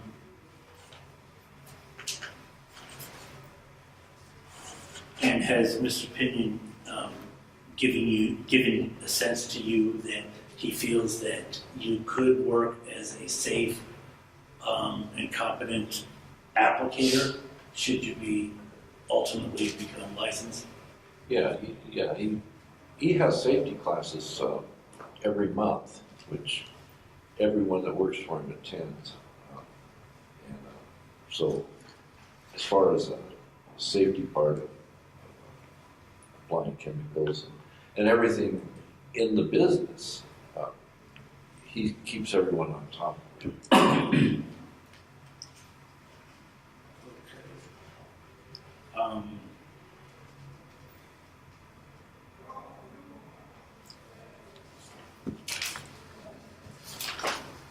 I would point out that burden of proof on this petition is on you and not the board. And with that in mind, is there any other information that you would like to provide the board in support of your request? And would you, is there any other information you would like to offer? I'd just like to refer to Jim, say what he's going to say about me. I'm pretty much run out of things to say about myself. Okay, and so you would like Mr. Pinion to testify up to the administrative law judge. As to my character and qualifications. Well, I really don't have any further questions. Okay, thank you. Open up for questions of the board, beginning on my right. I have one, Mr. Lawson. It's on page 3, on section 8, right above the legal conclusions. And it states here, it says, well, I won't read it all. It says, Mr. Lawson's interest is in the issuance of an applicator's license cannot be addressed in this section. Mr. Lawson is free to apply for that license, but that license cannot be issued or granted as part of this action. See, all along, I've been thinking that you're trying to reinstate your fumigation, branch 1. Only because I was told I had to get an applicator's license. I took the applicator's test and I passed it, and then they notified the company, Hydrex, that they can't issue me this license until my revoked license was unrevoked. You know, my recommendation, if I was to make one, would be that you contact the Special Pest Control Board and get some verification as to what procedures you have to take, what you want to do. 'Cause I'm totally confused. Yeah, I thought I could explain it to them on the first hearing I had, and they would understand I don't want to fumigate anymore. I don't want an operator's license. I just want to applicate, and I did express that, but I have to keep coming back. Yeah, maybe things have changed since that was years ago. That would be my recommendation, no further questions. Thank you. Okay, thank you. You make reference to participating in AA. I'm not clear what time period that was occurring. It was right after the wet reckless violation. And are you still attending AA? No, in fact, I only had to go 8 times. I didn't have to do the whole program because it was just wet reckless. And you maintain that you don't have that you don't drink regularly? No. Yes. It's very seldom now. All right. The original reason you lost your fumigation license was inattention to safety requirements. And in fact, there are quite a few of those. Did you not understand that safety was one of the, maintaining safe practices is one of the main obligations under your license? I never had safety violations. That company that I was qualifying with my operator's license had licensees coming in, going out. I couldn't keep track of them. I didn't try to keep track of them. There was 3 managers of the company, and they were in charge of different operations. I know I should have been checking more, but I was not notified that these violations were going on until they want to revoke my license. So you don't, sounds like you do you not acknowledge that it was your responsibility? Yes, I did acknowledge that. I wished I would have stayed on top of it. All right, so if you were to receive your operator's license back, what assurance would we have that you would see? Do you understand, or what can you tell me is the obligation of an operator license, whether they're, if they're qualifying a company, what's the obligation of the license holder to ensure safety? Like I said, I was young at the time. What's your current understanding is what I'm getting at. I'm totally responsible for everything that goes on in the company. Totally responsible. One way or another, I should assign people to keep me informed of what's going on. I never did that before. I assumed they were going to inform me what was going on in the world of my violations, which they weren't. I could never let that happen again. I mean, I'm totally embarrassed about that. It's not the way I run a company or would want to. But it happened, and I regret it. I would never let it happen. That's all I have. Thank you. Thank you. No questions. And Mr. Lawson, I think I get the gist of what you're trying to accomplish. But, and I don't know if this is possible, but going back to your citations and violations, which there was many, there was enforcements and investigative costs of nearly $3,000. Did you pay that off? Yeah. Okay, it doesn't appear. I didn't personally, but the company did. This was to the board regarding all your violations to the board, if I'm correct. Maybe you can double check that. I understand. It appears that I'm not taking the county fines, I'm talking to the structural pest control board. See, I I couldn't really answer that. I assumed they were. I was told they were. Okay, let me present this to you. You're gonna go back, and if it is that these fines are still on the books, you're gonna pay those off, cancel your license, possibly have you go back, because it's been a number of years since you even took your applicator's license, I'd be concerned about. Yeah, I would- Lots occurred since then. Would you be up for taking a new test then, applicators? Sure. I don't know what's possible, we have discussions on it, I don't know how possible that isn't feasible. And we can verify the fines in that situation. But you wouldn't be opposed to paying that $3,000 fine off to get that matter behind you? Yeah, I would oppose it, but I didn't own the whole company. I have a clear understanding, I totally get what's going on. But to me, in the board pack that I have, it appears that it was $2,900, 18 cents and 93 cents for investigation and enforcement costs back in 1995. But it doesn't appear that it was ever paid.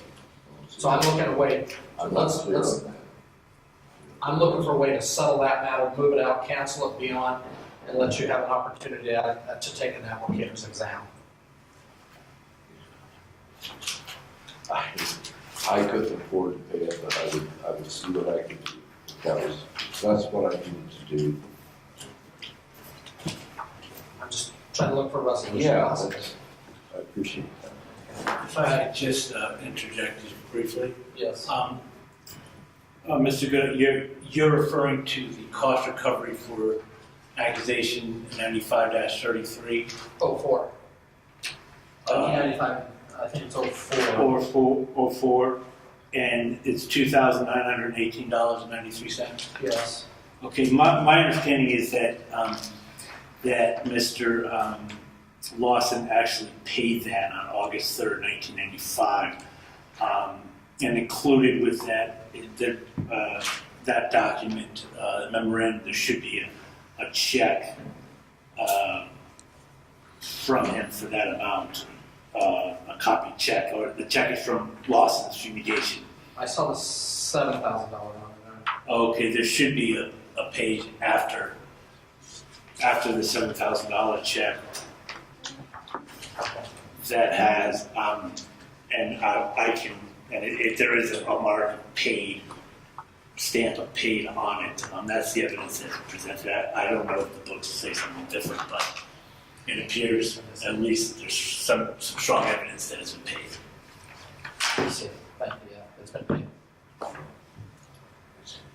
Okay, changes the conversation a little bit, but that helps me. Well, yeah, I couldn't say for sure because I wasn't writing checks. I have no further questions. Okay, thank you. Any follow-up to those questions, Mr. McDonough? I do not. Okay.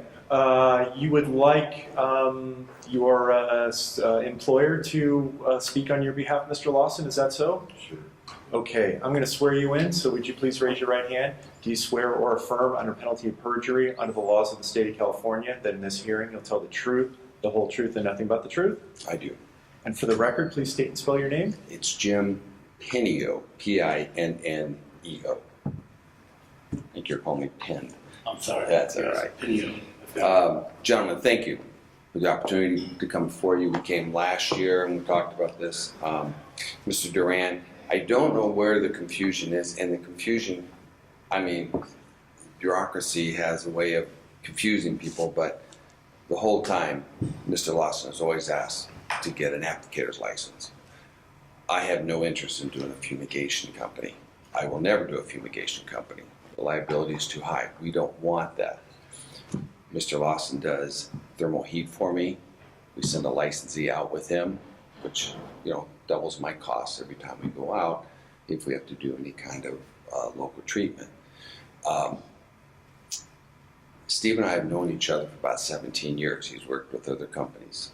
Steve has been a very honest person. I've never, when I've hired him, when he was with other companies to do thermal heat, I've only gotten compliments, never anybody calling, what in the heck did you send me?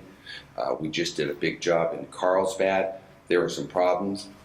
The only thing this woman said positive was about how professional Steve was and how, and concerned he was and how he constantly went over everything with them. So, far as understanding the safety procedures, my company, and that's what I was just talking to the district attorney. Last time I was here, I was surprised that he was here, and it made me understand how serious our industry is in providing safety.